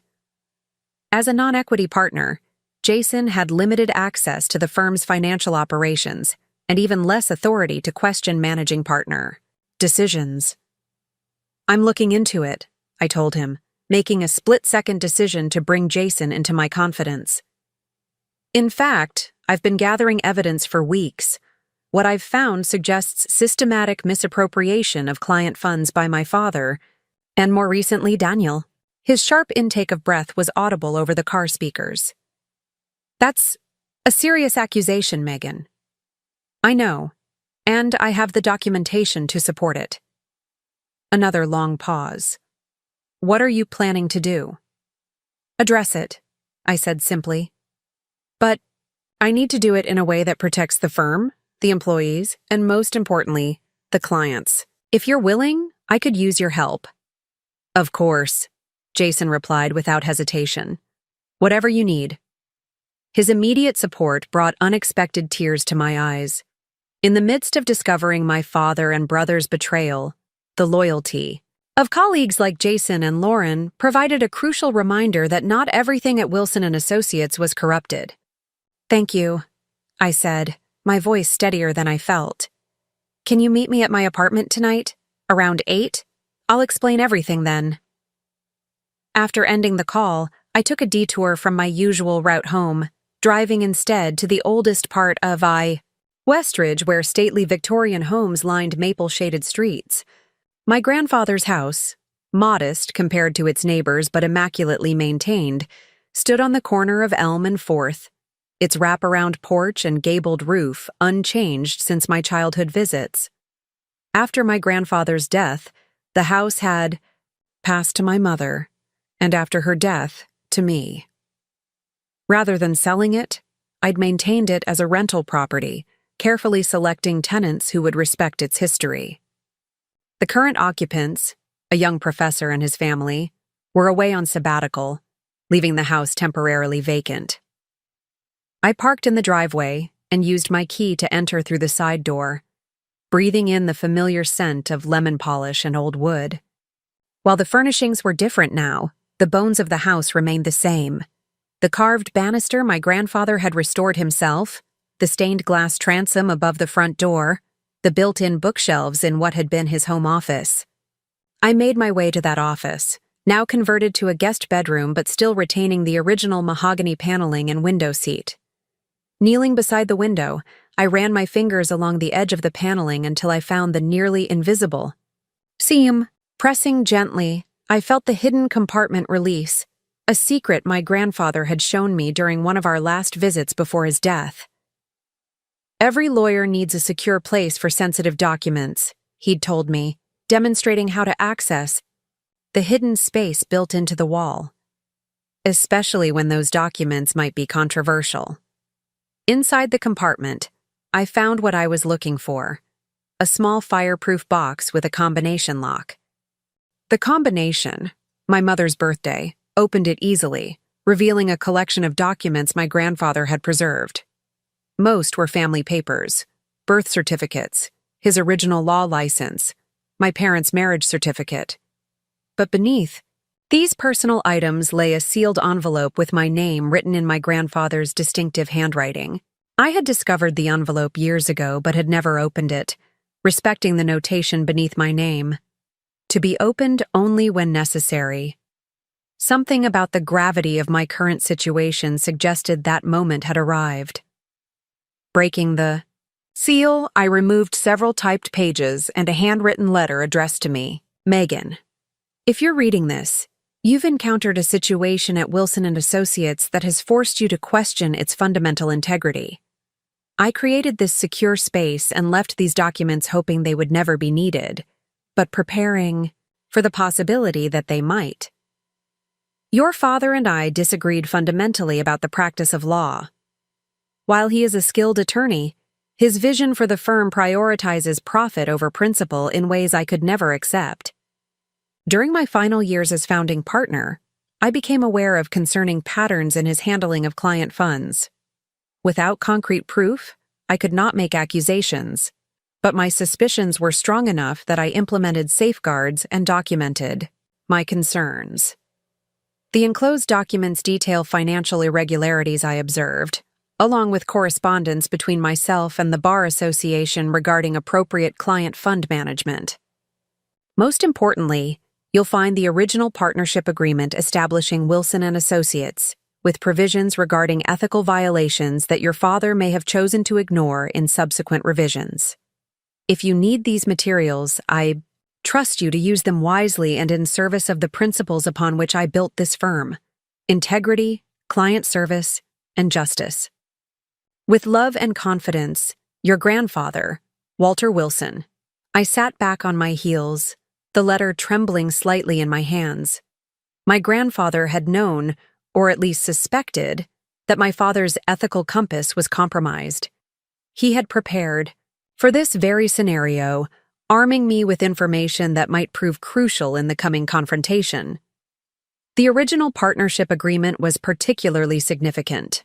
If my grandfather had included ethical practice provisions that created a mechanism for removing partners engaged in misconduct, it could provide the legal leverage I needed to force my father and Daniel out without protracted litigation. I carefully returned the documents to the box, except for the partnership agreement which I placed in my briefcase.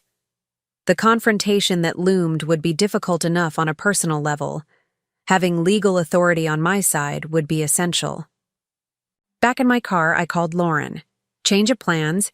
The meeting tonight will include Jason Stewart. He's encountered evidence of the financial irregularities independently. Can he be trusted? Lauren asked, always the pragmatist. Yes, I said, with certainty. And we need him. He has relationships with clients who may have been affected, and his reputation in the legal community is impeccable. What about your plan to confront your father and Daniel? I considered this as I navigated through evening traffic.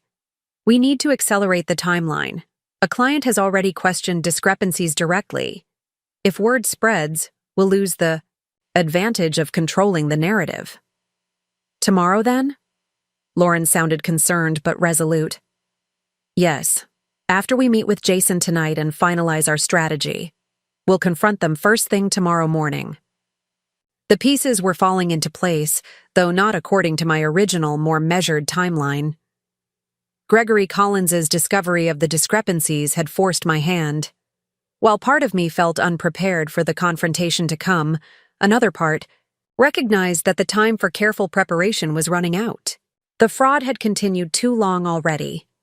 Each day that passed put more client funds at risk and further compromised the firm's integrity. As I pulled into the parking garage beneath my apartment building, a text message appeared on my phone. Need to speak with you urgently. Meet at the Aspen Room, 7 p.m. Dad. The timing couldn't be coincidental. Had my father somehow discovered my investigation? Was Gregory Collins's inquiry more disruptive than Jason had indicated? Or was this simply another attempt to secure my cooperation with Daniel's leadership? Whatever the reason, the invitation presented both risk and opportunity. Meeting my father before finalizing plans with Jason and Lauren could be dangerous, potentially revealing how much I knew prematurely. But it also offered a chance to gauge his awareness of the mounting threats to his scheme. After brief deliberation, I replied, "We'll be there." M. The Aspen Room was the most exclusive restaurant in Westridge, its wood-paneled dining room and impeccable service catering to the city's elite. My father had been coming here since before I was born, and the maitre d' greeted him by name as we were shown to his preferred table in a discreet corner alcove. "Megan," my father said, standing to greet me with a kiss on the cheek that felt jarringly normal given the circumstances. "Thank you for meeting on short notice." "Of course," I replied, taking the seat across from him. "Your message sounded urgent." He waited until the sommelier had poured 2 glasses of the Bordeaux he'd ordered, his customary selection, before addressing the reason for our meeting. "I've been concerned about you," he began, studying me over the rim of his wine glass. "You've seemed distant since Daniel's appointment." "It's been an adjustment," I acknowledged carefully. "But I'm focused on my cases." Good. He nodded, appearing satisfied with my response. "That's actually related to why I wanted to speak with you. There's been a development with Collins Manufacturing." My pulse quickened, but I kept my expression neutral. "What kind of development?" "Gregory Collins has raised some concerns about their recent settlement distribution," my father said, watching me closely. "He claims there are discrepancies in the amounts." "Are there?" I asked directly. Something flickered in my father's eyes, surprise at my directness perhaps, or calculation as he formulated his response. "There are," differences between the preliminary settlement figures and the final disbursement, standard adjustments for expenses and contingencies. 8. $100,000 worth of adjustments? I pressed, deciding to reveal that I knew the specific amount. That seems excessive for standard procedures. My father's hand tightened almost imperceptibly around his wine glass. You've spoken with Collins? No, I replied truthfully. But I've reviewed the settlement documentation. The discrepancy is clear. A long moment of silence stretched between us as my father reassessed the situation and his approach. When he spoke again, his tone had shifted subtly from paternal concern to cautious negotiation. Collins Manufacturing has been a valuable client for decades, he said carefully. We certainly want to address any concerns they might have about their representation. By returning the missing funds? I suggested. My father's expression hardened. By explaining our billing practices more clearly. Sometimes clients don't fully understand the complexities of large settlement management. I think Gregory Collins understands financial management quite well, I countered. His company has annual revenues exceeding $200 million. Nevertheless, my father continued smoothly, I'd like you to meet with him. You handled the case brilliantly, and he respects you. A simple explanation from you would resolve this misunderstanding. Now we had reached the true purpose of this dinner. My father wanted me to use my credibility with Collins to cover up the embezzlement, to become actively complicit in the fraud, rather than merely adjacent to it. What exactly would you like me to explain to him? I asked, my tone deliberately neutral. The legitimate administrative costs, the contingency reserves for potential appeals, the standard partner distribution calculations. My father waved his hand dismissively. The details that justify the final disbursement amount. Even though those details were never disclosed in the settlement agreement he signed, I pressed. Even though they contradict the distribution schedule we provided. My father's eyes narrowed slightly. You seem unusually concerned about routine financial management, Megan. I'm concerned about client trust, I replied evenly, and about ethical practice. A tense silence fell between us. My father broke it with a calculated shift in approach. Your grandfather was also concerned with ethics, he said, his tone almost nostalgic. To a fault, really. Do you know why Wilson & Associates was struggling when I took over? Why we were barely solvent despite 50 years of practice? I remained silent, letting him continue. Because Walter refused to modernize, refused to recognize that law is a business as well as a profession. His ethical purity nearly bankrupted us. My father leaned forward slightly. I saved this firm, Megan. I built it into what it is today through difficult decisions and practical management. Is that what you call embezzling from client trust accounts? The words left my mouth before I could reconsider, the accumulated evidence and anger finally breaking through my careful facade. Practical management? My father's expression froze, then darkened. Be very careful with accusations, Megan, especially ones you can't substantiate. I can substantiate everything, I replied, my voice steady despite my racing heart. The diverted settlement funds, the forged client signatures, the offshore accounts, Riverside Holdings, all of it. The color drained from my father's face, confirming that my investigation had uncovered the truth. For a moment, he seemed genuinely shaken. Then, with visible effort, he regained his composure. If you think you've discovered financial irregularities, we should discuss them privately, he said, his voice low and controlled.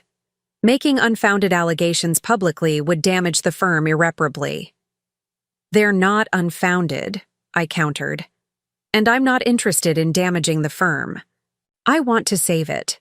From you and Daniel, and the criminal charges that will inevitably follow if this continues. My father's eyes hardened.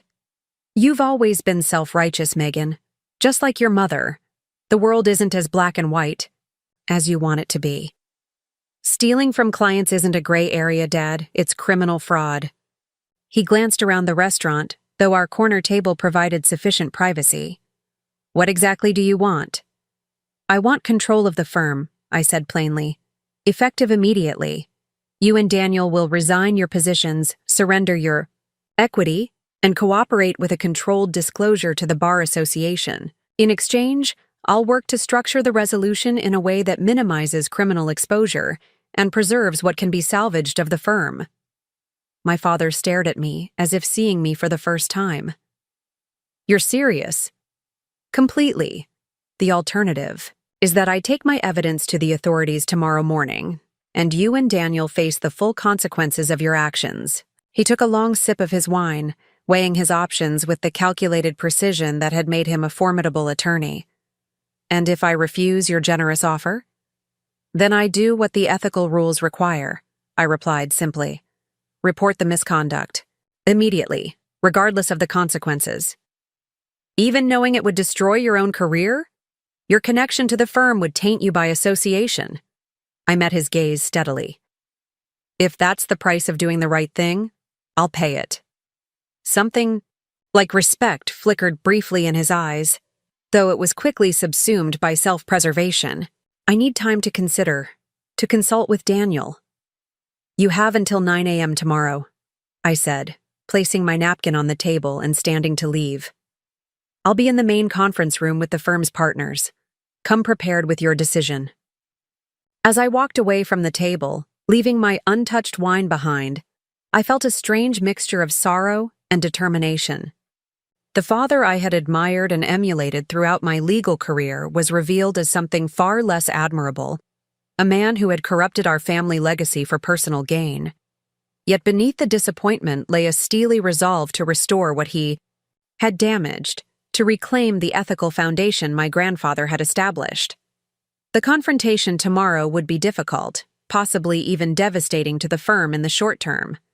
But it was necessary, not just to rectify the fraud that had occurred, but to ensure it never happened again.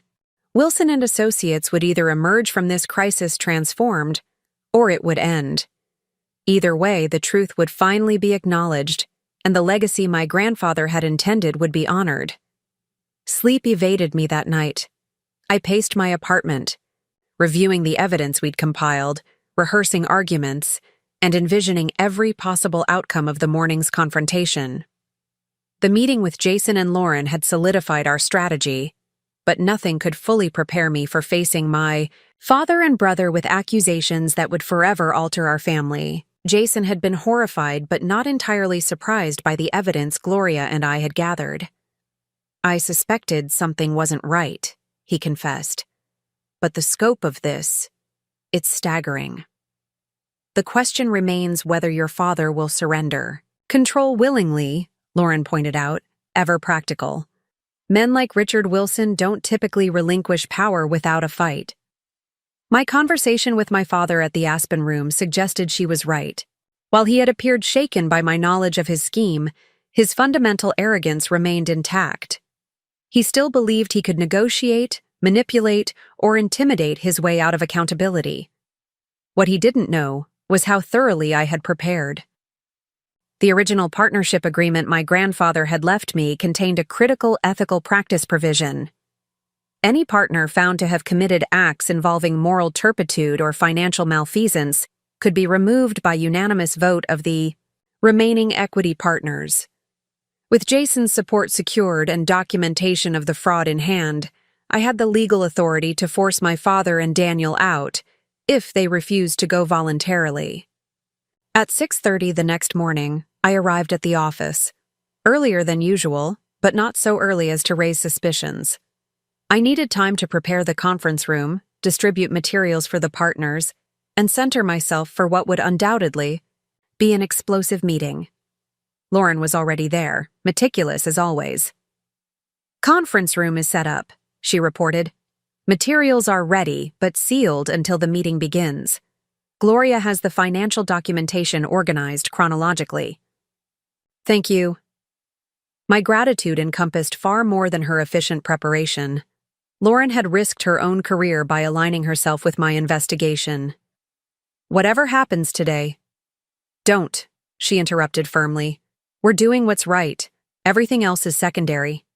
By 8 o'clock, partners began arriving for what they believed was a routine monthly meeting. None knew the true agenda except Jason, Lauren, and Gloria, who would be present to address financial questions. I greeted each arrival with professional composure, though my heart raced as the clock ticked toward 9. My father and Daniel entered together at precisely 8:55, both impeccably dressed and outwardly confident. Only someone who knew them as well as I did would notice the tension in my father's shoulders or the slight pallor beneath Daniel's carefully maintained tan. Megan, my father acknowledged with a nod. No indication whether he'd reached a decision about my ultimatum. Dad, Daniel. I matched his neutral tone. Thank you for coming. Daniel rolled his eyes slightly. It's a scheduled partners meeting. Why wouldn't we come? I didn't respond, simply gesturing toward the 2 remaining seats at the conference table. My father took his customary position at the head of the table, a placement I had deliberately left open. Let him believe he still controlled this meeting, for now. At exactly 9 o'clock, I stood. Good morning, everyone. Thank you for your punctuality. Before we address the standard agenda items, there's an urgent matter that requires the partners' immediate attention. My father's eyes narrowed slightly, but he maintained his composed expression. Daniel looked confused, then concerned as I began distributing sealed folders to each partner. Please do not open these materials until instructed, I continued. What you're receiving contains sensitive information regarding financial irregularities at Wilson & Associates, information that will require difficult decisions today. Murmurs of concern rippled through the room. My father cleared his throat. Megan, this wasn't on the agenda. Perhaps we should— I understand your concern, Dad, I interrupted smoothly. But this matter cannot wait. It directly impacts every person in this room and the future of this firm. Before he could object further, I nodded to Gloria, who had been waiting quietly by the door. She entered, carrying additional financial documentation in a banker's box that she placed on the credenza. For those who don't know her, Gloria Raymond has been Wilson & Associates bookkeeper for over 20 years. She has detailed knowledge of our financial systems and client trust accounts. She's here to answer any questions that arise from the materials you're about to review. My father's expression hardened. He clearly hadn't anticipated Gloria's involvement or the level of preparation evident in the meeting's orchestration. You may now open your folders, I instructed the partners. Please take a few minutes to review the contents carefully. The room fell silent, except for the sound of turning pages and occasional sharp intakes of breath. I watched as expressions transformed from curiosity to shock to dismay. Daniel began perspiring visibly. My father remained stone-faced, though his complexion had reddened considerably. After allowing sufficient time for initial review, I spoke again. As you can see from these documents, Wilson & Associates has been systematically misappropriating client funds for at least the past 15 years. Settlement proceeds have been diverted to unauthorized accounts. Client signatures appear to have been forged on disbursement authorizations. Trust account balances have been manipulated to conceal the diversions. This is absurd, Daniel interjected, his voice higher than normal. These are administrative adjustments, not— $800,000 from Collins Manufacturing, I cut in sharply. $2.1 million from Burlington Industries. $1.4 million from the Richardson settlement. These aren't administrative adjustments, Daniel. They're theft. Marcus Bennett from the Estate Planning Division, a senior partner who had been with the firm nearly as long as my father, looked up from the documents with visible distress. Richard, is this accurate? Are we missing millions from client trust accounts? All eyes turned to my father, who maintained his composure with practiced skill. These figures are presented without context, he replied smoothly. Client settlement management involves complex financial calculations and contingency planning that might appear irregular to those without full understanding of the process. I believe I understand the process perfectly, I countered, opening a laptop that displayed a PowerPoint presentation on the conference room screen. This flowchart illustrates how client settlement funds were diverted through a series of transfers, ultimately landing in offshore accounts controlled by Riverside Holdings LLC, a shell company registered solely to Richard and Daniel Wilson. The visual representation of the fraud scheme left no room for ambiguity. Several partners physically recoiled from the evidence, as if distancing themselves from contamination. "This is outrageous," my father declared, standing abruptly. "A vindictive misrepresentation by a daughter resentful of her brother's promotion. I will not dignify these accusations with—" "Sit down, Richard." Jason's voice cut through my father's bluster with quiet authority. "I've independently verified these discrepancies with Gregory Collins. His documentation confirms everything Megan has presented." My father's eyes darted to Jason with newfound wariness. He hadn't anticipated this. Alliance or Jason's independent confirmation of the fraud. "What exactly are you suggesting happened, Megan?" Elena Vasquez, our newest equity partner specializing in corporate compliance, asked carefully.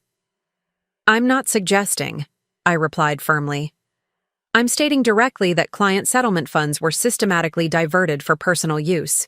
The evidence indicates this practice began shortly after my grandfather's retirement and has continued with increasing boldness, particularly since Daniel joined the firm 3 years ago." Daniel's complexion had progressed from pale to ashen. "This is a misunderstanding," he stammered.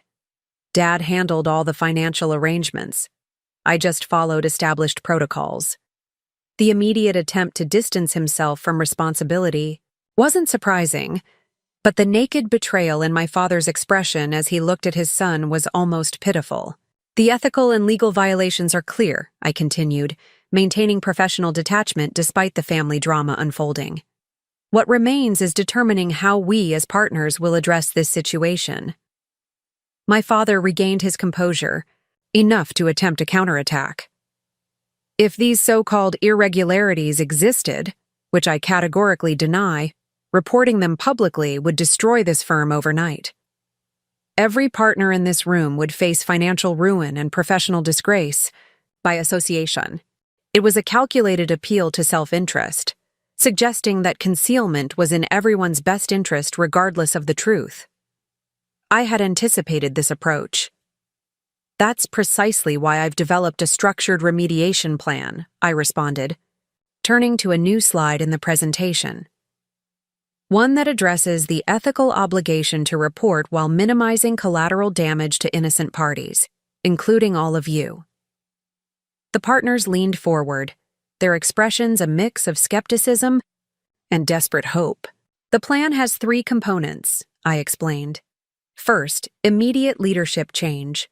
Richard and Daniel would resign all positions and relinquish their equity in the firm. Second, full financial remediation. All misappropriated client funds would be restored through liquidation of identified assets, including the Riverside Holdings accounts. Third, self-reporting to the Bar Association and relevant authorities with a comprehensive disclosure and corrective action plan." "And you would assume control?"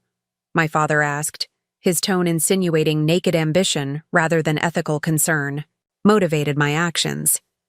"Leadership would be determined by partner vote, in accordance with the original partnership agreement," I corrected, sliding copies of the document my grandfather had preserved toward the center of the table. "The important thing is establishing a firewall between those involved in the financial improprieties and those managing the firm going forward." Elena studied the remediation proposal with her characteristic thoroughness. "This might work from a damage control perspective," she acknowledged reluctantly. "But it still leaves significant legal exposure for the firm as an entity, which is why I've also consulted discreetly with former SEC Enforcement Counsel," I replied. "They believe a proactive self-disclosure with full remediation significantly reduces the likelihood of entity-level prosecution.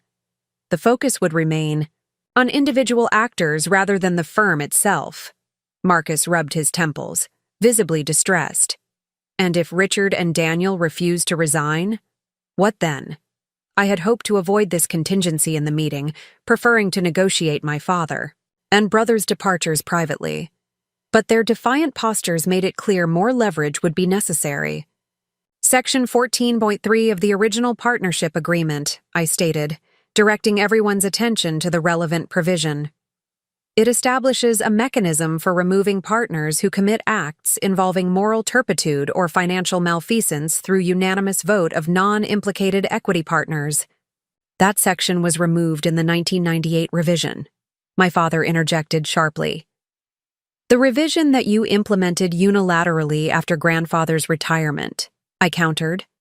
A revision that was never properly ratified according to the amendment. Procedures in the original agreement. Legally, the original provisions remain controlling. This revelation visibly rattled my father. He had assumed the partnership agreement safeguards were long buried, forgotten by everyone except him. Even if that were true, which I dispute, he argued, you'd need unanimous agreement from all equity partners. Good luck achieving that when everyone's self-interest lies in maintaining the status quo and avoiding public scandal. The room fell, silent as partners exchanged uncomfortable glances, weighing their personal risk against their professional ethics. My father's confident smile suggested he believed he'd identified my plan's fatal flaw. The practical self-interest of our colleagues would override their ethical obligations. Actually, Jason broke the silence, I believe unanimous agreement is achievable. I've already indicated my support for Megan's plan. He looked around the table. Who else stands for integrity over self-preservation? Elena raised her hand, without hesitation. The compliance attorney who ignored compliance issues would have no career anyway. I support the remediation plan. Marcus followed, though with obvious reluctance. My entire estate planning practice is built on trust. I can't be associated with financial improprieties. I support the plan. One by one, the remaining partners declared their positions until only my father and Daniel remained opposed. Their expressions shifted from confidence to disbelief as they realized the unified front they faced. This is absurd, my father sputtered, a vein pulsing visibly at his temple. A coup based on manipulated evidence and misrepresented facts. The facts speak for themselves, Richard, Jason replied calmly. The question now is whether you and Daniel will exit gracefully or force us to proceed with formal removal and reporting. My father's gaze locked with mine, searching for weakness or uncertainty. Finding none, his expression hardened into something I'd never seen before. A cold calculation that chilled me despite the room's warm temperature. You think you've won, he said quietly. But you have no idea what you've started. This firm exists because of my relationships, my reputation. Remove me and everything collapses regardless of your careful plan. That's a risk we're prepared to accept, I replied evenly. The alternative is continuing to perpetuate fraud until inevitable discovery destroys everything anyway. Daniel, who had remained uncharacteristically silent through most of the confrontation, suddenly stood. I resign, he announced abruptly, effective immediately. The declaration startled everyone, especially my father, who stared at his son with naked betrayal. Daniel, sit down, we're not— It's over, Dad, Daniel interrupted, his voice trembling slightly. They have everything. The accounts, the transfers, even Riverside Holdings. I'm not going to prison for this. The naked self-preservation in Daniel's abandonment seemed to deflate my father more than the evidence or partner vote had.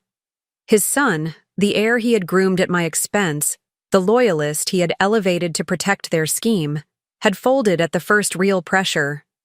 And you? Jason directed the question at my father. Will you resign voluntarily, or shall we proceed with the formal vote? My father's gaze swept the room, measuring potential allies and finding none. When he finally spoke, his voice carried the dangerous edge I recognized from his most aggressive courtroom performances. I built this firm into what it is today. Without me, Wilson and Associates would have remained a forgettable small-town practice handling real estate closings and simple wills. Whatever financial creativity may have occurred was in service of growth and prosperity that benefited everyone in this room. He stood, buttoning his suit jacket with deliberate precision. I will not resign.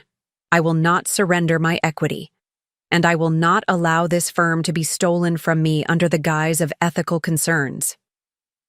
The declaration hung in the air, its implied threat clear to everyone present. My father would fight, using every resource and relationship at his disposal. Then we proceed with the vote, I stated formally. According to Section 14.3 of the Partnership Agreement, I move for the removal of Richard Wilson from Wilson & Associates on grounds of financial malfeasance, specifically the misappropriation of client trust funds. All in favor? Every hand except my father's rose immediately. The unanimity clearly surprised him. He had expected at least some hesitation or abstention from partners he'd mentored over the years. The vote carries unanimously, I confirmed, maintaining procedural formality despite the emotional weight of the moment. Richard Wilson is hereby removed as a partner of Wilson & Associates, effective immediately. All associated privileges, authorities, and financial interests are terminated. My father's face flushed with rage, but his voice remained controlled. This removal is legally invalid. I will challenge it, along with these baseless accusations. You can expect litigation by the end of the day. That's your right, I acknowledged. But considering the evidence, I'd advise against further public attention to these matters. The remediation plan offers a path that protects what can be salvaged of your reputation and mitigates potential criminal exposure. Litigation would make that impossible. He gathered his papers with precise movements, his courtroom discipline evident even in defeat. You think you're protecting Walter's legacy, he said, using my grandfather's name deliberately. But you've just ensured its destruction. This firm won't survive the month without me. Without waiting for response, he strode toward the door, his posture rigidly erect despite the professional humiliation he'd just experienced. At the threshold, he paused, turning back to deliver a final statement. And Megan? Family doesn't do this to family. Remember that when you're sitting alone in an empty office wondering where it all went wrong. The door closed behind him with deliberate quietness, more unsettling than if he'd slammed it in anger. Daniel remained frozen in his chair, apparently unsure whether his resignation meant he should leave or stay. Daniel, I addressed my brother directly. Your resignation has been accepted. Please clear your personal items from your office by the end of the day. Firm security will accompany you. He nodded mutely, his earlier bravado entirely evaporated. As he shuffled toward the door, I felt a complex mixture of emotions. Disappointment in the brother who had betrayed our grandfather's legacy. Pity for the man whose weakness had made him a tool in our father's schemes. And a lingering thread of familial connection, despite everything. Daniel, I called as he reached the door. He turned, his expression wary. Whatever happens next, get your own attorney. Don't rely on Dad's. A flicker of surprise crossed his features, perhaps at receiving even this small consideration after what had transpired. He nodded once, then left without further comment. The conference room remained silent for several moments after their departures, the remaining partners processing the dramatic confrontation and its implications. Elena was the first to speak. So, what happens now? It was the question of the hour, one with no simple answer. The most immediate crisis had been addressed, but the path forward remained fraught with challenges. Client relationships needed reassurance. Financial remediation had to be implemented. Bar association disclosures required careful preparation. And all of this against the backdrop of my father's promised litigation and potential criminal proceedings. Now, I replied, we begin the hard work of rebuilding, starting with a leadership structure that reflects our commitment to ethical practice Jason nodded approvingly. I nominate Megan Wilson as managing partner of Wilson and Associates. The seconding and voting occurred with surprising speed and unanimity. Within minutes, I found myself in the position I had never actively sought but now recognized as necessary, leading the firm through its darkest hour toward whatever future might be salvaged. As partners filed out, each stopping to offer congratulations tinged with anxiety about the challenges ahead, Lauren remained behind, her expression a mixture of concern and pride. "That went both better and worse than expected," she observed. "My father won't go quietly," I acknowledged, "and Daniel's immediate capitulation suggests he might become a witness against Dad to save himself." "Family dynamics at their finest," Lauren remarked dryly. "Are you prepared for what comes next? Your father's threat of litigation wasn't empty." "No, it wasn't," I agreed. "And he has resources we don't yet fully understand, along with relationships throughout Westridge's legal community. This is just the beginning of a much longer battle." My phone buzzed with an incoming text. Andrew Reynolds. "Just heard Richard Wilson was seen leaving your offices looking murderous. Everything okay?" News traveled quickly in legal circles. The ripples from this morning's confrontation were already spreading beyond our walls. "I need to contact our key clients before they hear rumors," I said, already mental prioritizing Gregory Collins and other relationships at risk. "We need to control the narrative as much as possible." "I'll coordinate with Gloria on securing all financial records and changing access credentials," Lauren offered. "We should assume your father might attempt to delete or alter documentation." Her pragmatism was exactly what I needed amidst the emotional turbulence of the morning. "Thank you for everything." "Just doing my job," she replied with characteristic understatement. "Though I must say, watching you stand up to your father was quite something. You reminded me of those stories you used to tell about your grandfather." The comparison brought unexpected emotion to my throat. Throughout this ordeal, I had felt my grandfather's presence, his principles guiding my decisions, his foresight providing critical evidence, his legacy at stake in every move I made. "I hope I've honored him today," I said quietly. "I think you have," Lauren assured me. "Now comes the harder part, honoring him through the rebuilding." She was right. Confronting my father had required courage and preparation, but reconstructing Wilson and Associates from the damage he had caused would require something more: vision, resilience, and an unwavering commitment to the principles my grandfather had established. As I walked toward what was now my office, the managing partners, corner suite with its views of Westridge's skyline, I felt the weight of responsibility settling onto my shoulders. This wasn't how I had imagined achieving leadership of the firm, but perhaps it was fitting. Wilson and Associates had been founded on integrity and rebuilt through crisis before. My phone buzzed again. An email notification appeared on the screen, a message from Marcus Bennett to all firm employees, announcing an all-staff meeting at 2 p.m. to address significant leadership changes. The wheels were in motion. There would be no going back. In the managing partner's office, my office now, I found traces of my father's hasty departure. Desk drawers left partially open, personal photos removed from shelves, the leather chair still warm from his last defiant occupation of the space. On the credenza behind the desk, a single item remained: a crystal paperweight engraved with Wilson and Associates' original motto, "Justice through integrity." My grandfather had commissioned one for each attorney when the firm was founded. My father must have overlooked it in his rush to depart, or perhaps had deliberately left it behind as a final repudiation of the principles it represented. I picked up the paperweight, feeling its substantial weight in my palm. The crystal caught the morning light, scattering small rainbows across the polished desk surface. It felt like a sign, or at least a fitting symbol of the transparency I intended to restore to the firm's operations. Setting it squarely in the center of the desk, I turned my attention to the immediate priorities: the client calls, the staff meeting, the Bar Association disclosure.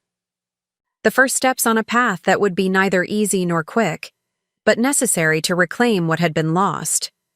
My father believed he had built Wilson and Associates into what it was, that without him it would collapse back into insignificance. What he failed to understand was that the true foundation had been laid by my grandfather, built on principles stronger and more enduring than any single personality, no matter how dominant. That foundation remained, damaged but intact beneath the corrupt structure my father had erected upon it. With the right leadership and commitment, it could support something new, something worthy of the Wilson name as my grandfather had intended. At the intercom buzzed, interrupting my thoughts. "Ms. Wilson? Gregory Collins is on line 1. He says it's urgent." The first test of many to come. I straightened my shoulders, centered my thoughts, and picked up the phone. "Mr. Collins, thank you for calling. Yes, there have been significant developments at the firm this morning. If you have a moment, I'd like to explain them directly." The conversation that followed was difficult but necessary. The first of many such discussions that would determine whether Wilson and Associates survived this crisis. As I spoke with Gregory Collins, outlining both the discovered improprieties and our plan to make full restitution, I felt a clarity of purpose that had been missing during years of working under my father's shadow. This was what my grandfather had built the firm to be, a place where difficult truths were faced directly, where client interests came before personal gain, where integrity was more than a word engraved on a paperweight. Whatever challenges lay ahead, I was committed to restoring that vision, even if rebuilding required dismantling much of what had come between. For the first time since discovering my father's fraud, I felt a cautious optimism beneath the weight of responsibility. Wilson and Associates wasn't just a nameplate on an office door or a business entity on paper. It was a set of principles, a commitment to practice law with integrity, something worth fighting for, worth saving, worth rebuilding, if necessary. The path forward wouldn't be easy. My father's threats weren't empty, and the damage he had caused ran deep. But as I concluded my call with Gregory Collins, who had expressed cautious support for our remediation plan, I felt certain of one thing. The truth, however painful, had been the right choice. Whatever came next, I would face it with the same clarity of purpose that had guided me through this first crucial confrontation. Wilson and Associates would survive, not as my father had shaped it, but as my grandfather had intended it. That would be my legacy, and a fitting honor to the man whose principles had guided me through the darkness of discovery, toward the challenging but necessary light of truth. 6 months passed in a blur of legal filings, client meetings, and careful rebuilding. The all-staff meeting that first day had been challenging but necessary, revealing enough about the financial irregularities to explain the leadership changes without creating panic or implicating innocent employees in knowledge they hadn't possessed. Most stayed, though some departed for more stable firms, unwilling to weather the uncertainty that lay ahead. True to his word, my father filed suit the very next day, alleging wrongful removal, defamation, and breach of fiduciary duty. The complaint was masterfully crafted, painting himself as the victim of an ungrateful daughter's ambition. What he hadn't anticipated was our preparedness for this exact scenario. The countersuit we filed detailed specific instances of embezzlement with forensic precision, naming both my father and Daniel as defendants. The media coverage was immediate and devastating. Wilson family legal dynasty implodes amid fraud allegations, read the Westridge Chronicle's front-page headline. The story dominated local news for weeks. Daniel crumbled under the pressure, approaching our attorneys with an offer to cooperate in exchange for leniency. His detailed testimony about my father's systematic fraud provided the final pieces of our evidentiary puzzle. In exchange, we structured a settlement that required full disgorgement of his ill-gotten gains, but minimized his professional consequences. A 1-year license suspension rather than disbarment, no criminal charges if restitution was complete. The plea deal Daniel accepted was both a strategic victory for the firm and a personal heartbreak. My brother, for all his failings, was still family. Watching him sign away his legal career, even temporarily, brought a complex mixture of vindication and sadness. My father proved more resilient. He filed motion after motion, each more desperate than the last. When the court denied his request for injunctive relief that would have restored his partnership status, he launched a whisper campaign among Westridge's legal community, claiming I had manufactured evidence to orchestrate a takeover. Your father is claiming attorney-client privilege on all communication regarding client accounts, reported Elena Vasquez, who had emerged as my most steadfast ally in navigating the legal morass. It's a desperate tactic, but it could delay discovery. He knows it won't hold up, I replied, reviewing the latest filing. He's playing for time, hoping we'll run out of resources or nerve. The firm's finances were indeed strained. The remediation plan required substantial payouts to affected clients, over $11 million in total.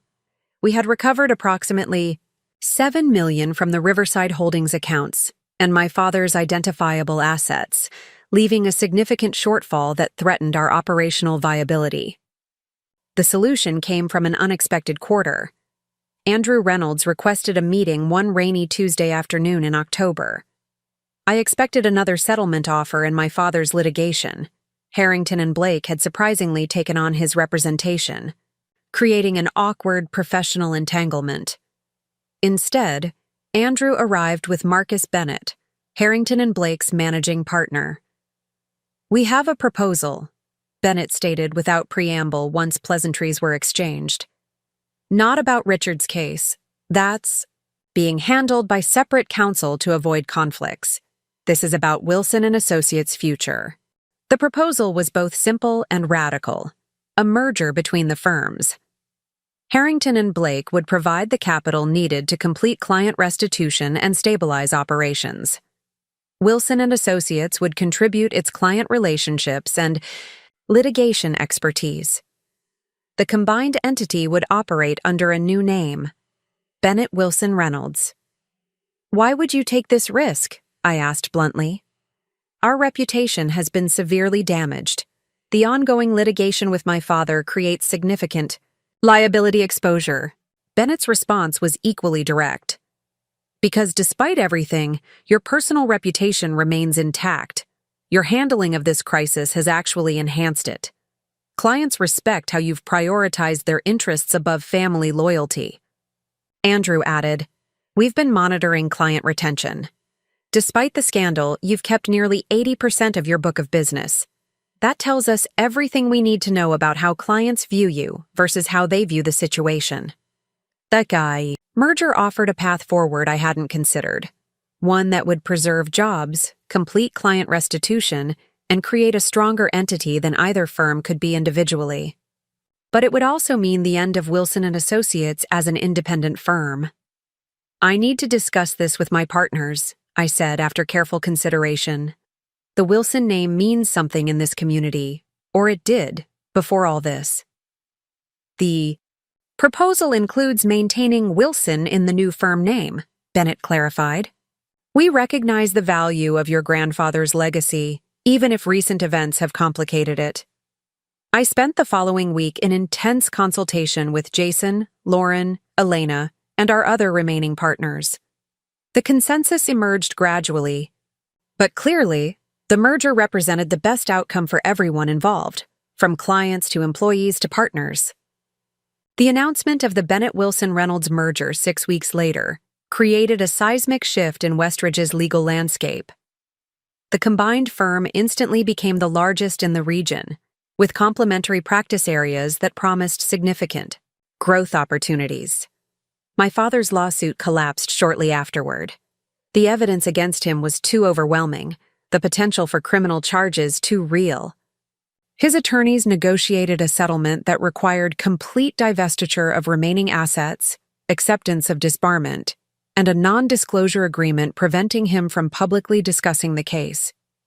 The last time I saw Richard Wilson was at the settlement signing in our attorney's conference room. He had aged visibly in the months since his removal. his once commanding presence diminished by defeat and public disgrace. "You could have walked away," he said, as we waited for the attorneys to finalize documentation. "Taken the Harrington and Blake offer when it was first extended. Built your own career elsewhere. Instead, you chose this." "I chose the truth," I corrected quietly. Everything else followed from that decision. He studied me with an expression I couldn't quite interpret. Perhaps seeing, for the first time, not his daughter, but a formidable opponent who had outmaneuvered him. "Walter would be proud," he finally said, his tone making it unclear whether this was compliment or criticism. "I hope so," I replied simply. The signing proceeded without further personal exchange.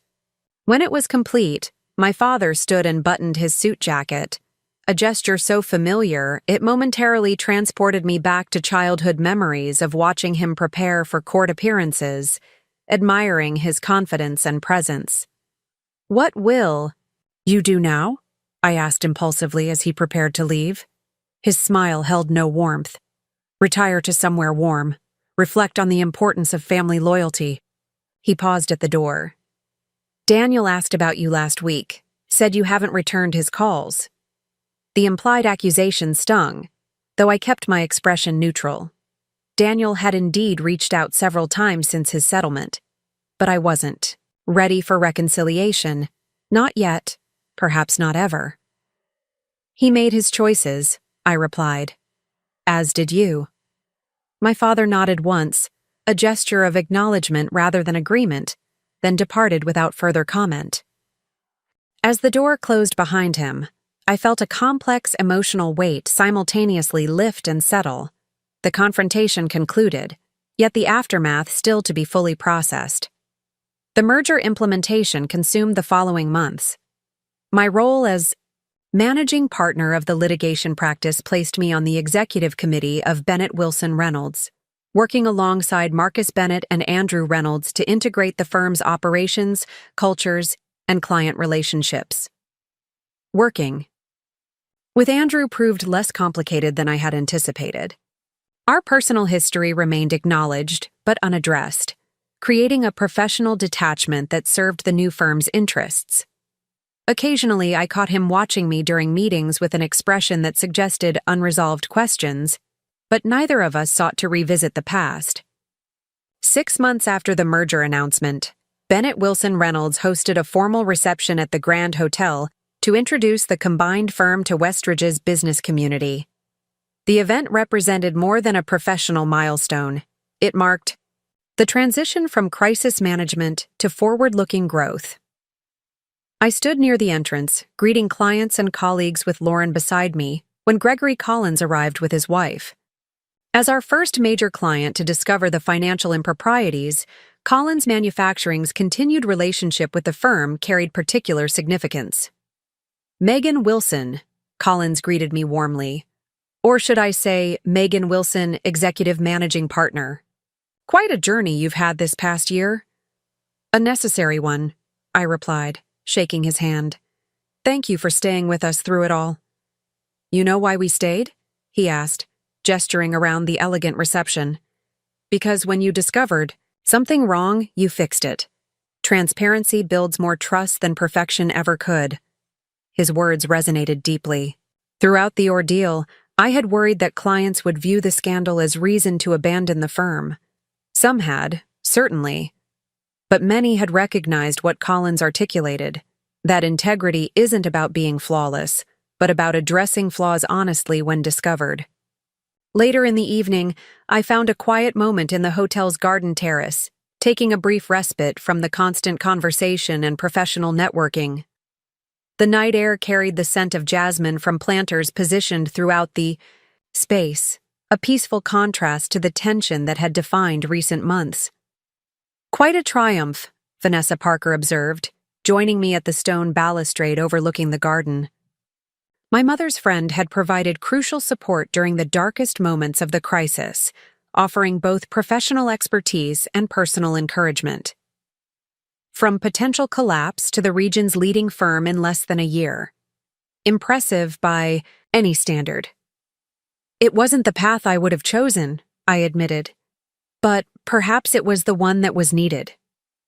Your grandfather used to say something similar, Vanessa remarked. That the law reveals the path you need, not necessarily the one you want. The mention of my grandfather brought a smile. I wish he could see this.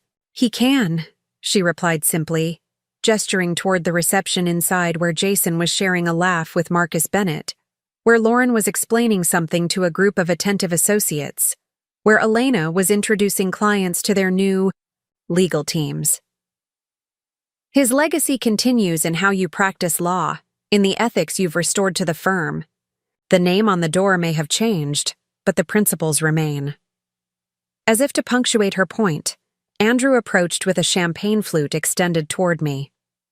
A moment of your time, Executive Managing Partner. Marcus is ready to make the formal announcement. I accepted the champagne and followed him back into the reception, where conversations quieted as Marcus Bennett ascended a small platform at the room's center.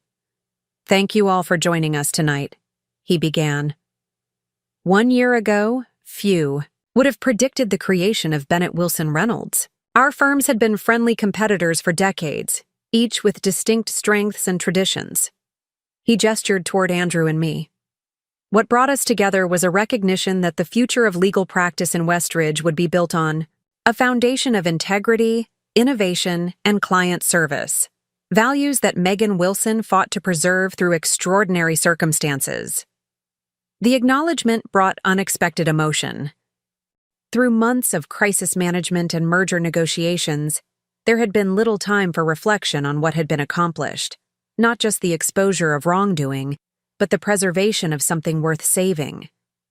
I'm pleased to announce that Bennett Wilson Reynolds has completed full financial remediation to all affected clients, Marcus continued. Every dollar has been restored, every account reconciled. This achievement, largely due to Megan's leadership and commitment, allows us to move forward with absolute transparency and renewed purpose. Applause filled the room, led by Gregory Collins and other clients whose trust had been violated and subsequently restored. The sound represented more than professional approval. It was validation of the difficult choices made, the principles upheld despite personal cost. As the reception continued, I found myself in conversation with a young associate recently hired from the Public Defender's Office, a talented litigator with more passion than Polish, reminiscent of myself a decade earlier. I almost didn't apply here, she confessed. After the stories in the news, but then I read about how you handled it. It made me think this might be a place where doing the right thing actually matters. Her candor was refreshing amidst an evening of carefully calibrated professional interactions. It hasn't been easy, I acknowledged. But yes, doing the right thing matters here. It has to. Even when it's your own family? She asked, then immediately backtracked. I'm sorry. That was inappropriate. It was honest, I corrected gently. And yes, especially then. The law isn't just what we practice, it's how we live. My grandfather taught me that, though I didn't fully understand until recently. As the evening drew to a close, I found myself standing beside the elaborate ice sculpture centerpiece, the new firm's logo rendered in crystalline precision. The three names flowed together with visual harmony. Bennett Wilson Reynolds. My family. Name preserved in the middle, bridging past and future. Andrew joined me, his expression thoughtful. Not how either of us expected our careers to unfold, he observed. Competing firms, personal history, and now managing partners of the same organization. Life rarely follows expected paths, I agreed. For what it's worth, he said after a moment's hesitation, I've always admired your integrity, even when it made things complicated between us. The acknowledgement of our personal history was subtle but significant, the first direct reference either of us had made since the merger began. Complicated seems to be my specialty, I replied with a small smile, but I'm learning to navigate it. To navigation, then, he offered, raising his glass in a toast. I touched my glass to his, completing the gesture, and to building something worth the journey. Later that night, after the reception concluded and guests departed, I returned to my grandfather's house. My house now, recently reclaimed from its tenant status and carefully restored. Sitting in what had once been his study, surrounded by law books I had preserved and family photographs I had rediscovered, I felt a sense of completion that had eluded me throughout the tumultuous year.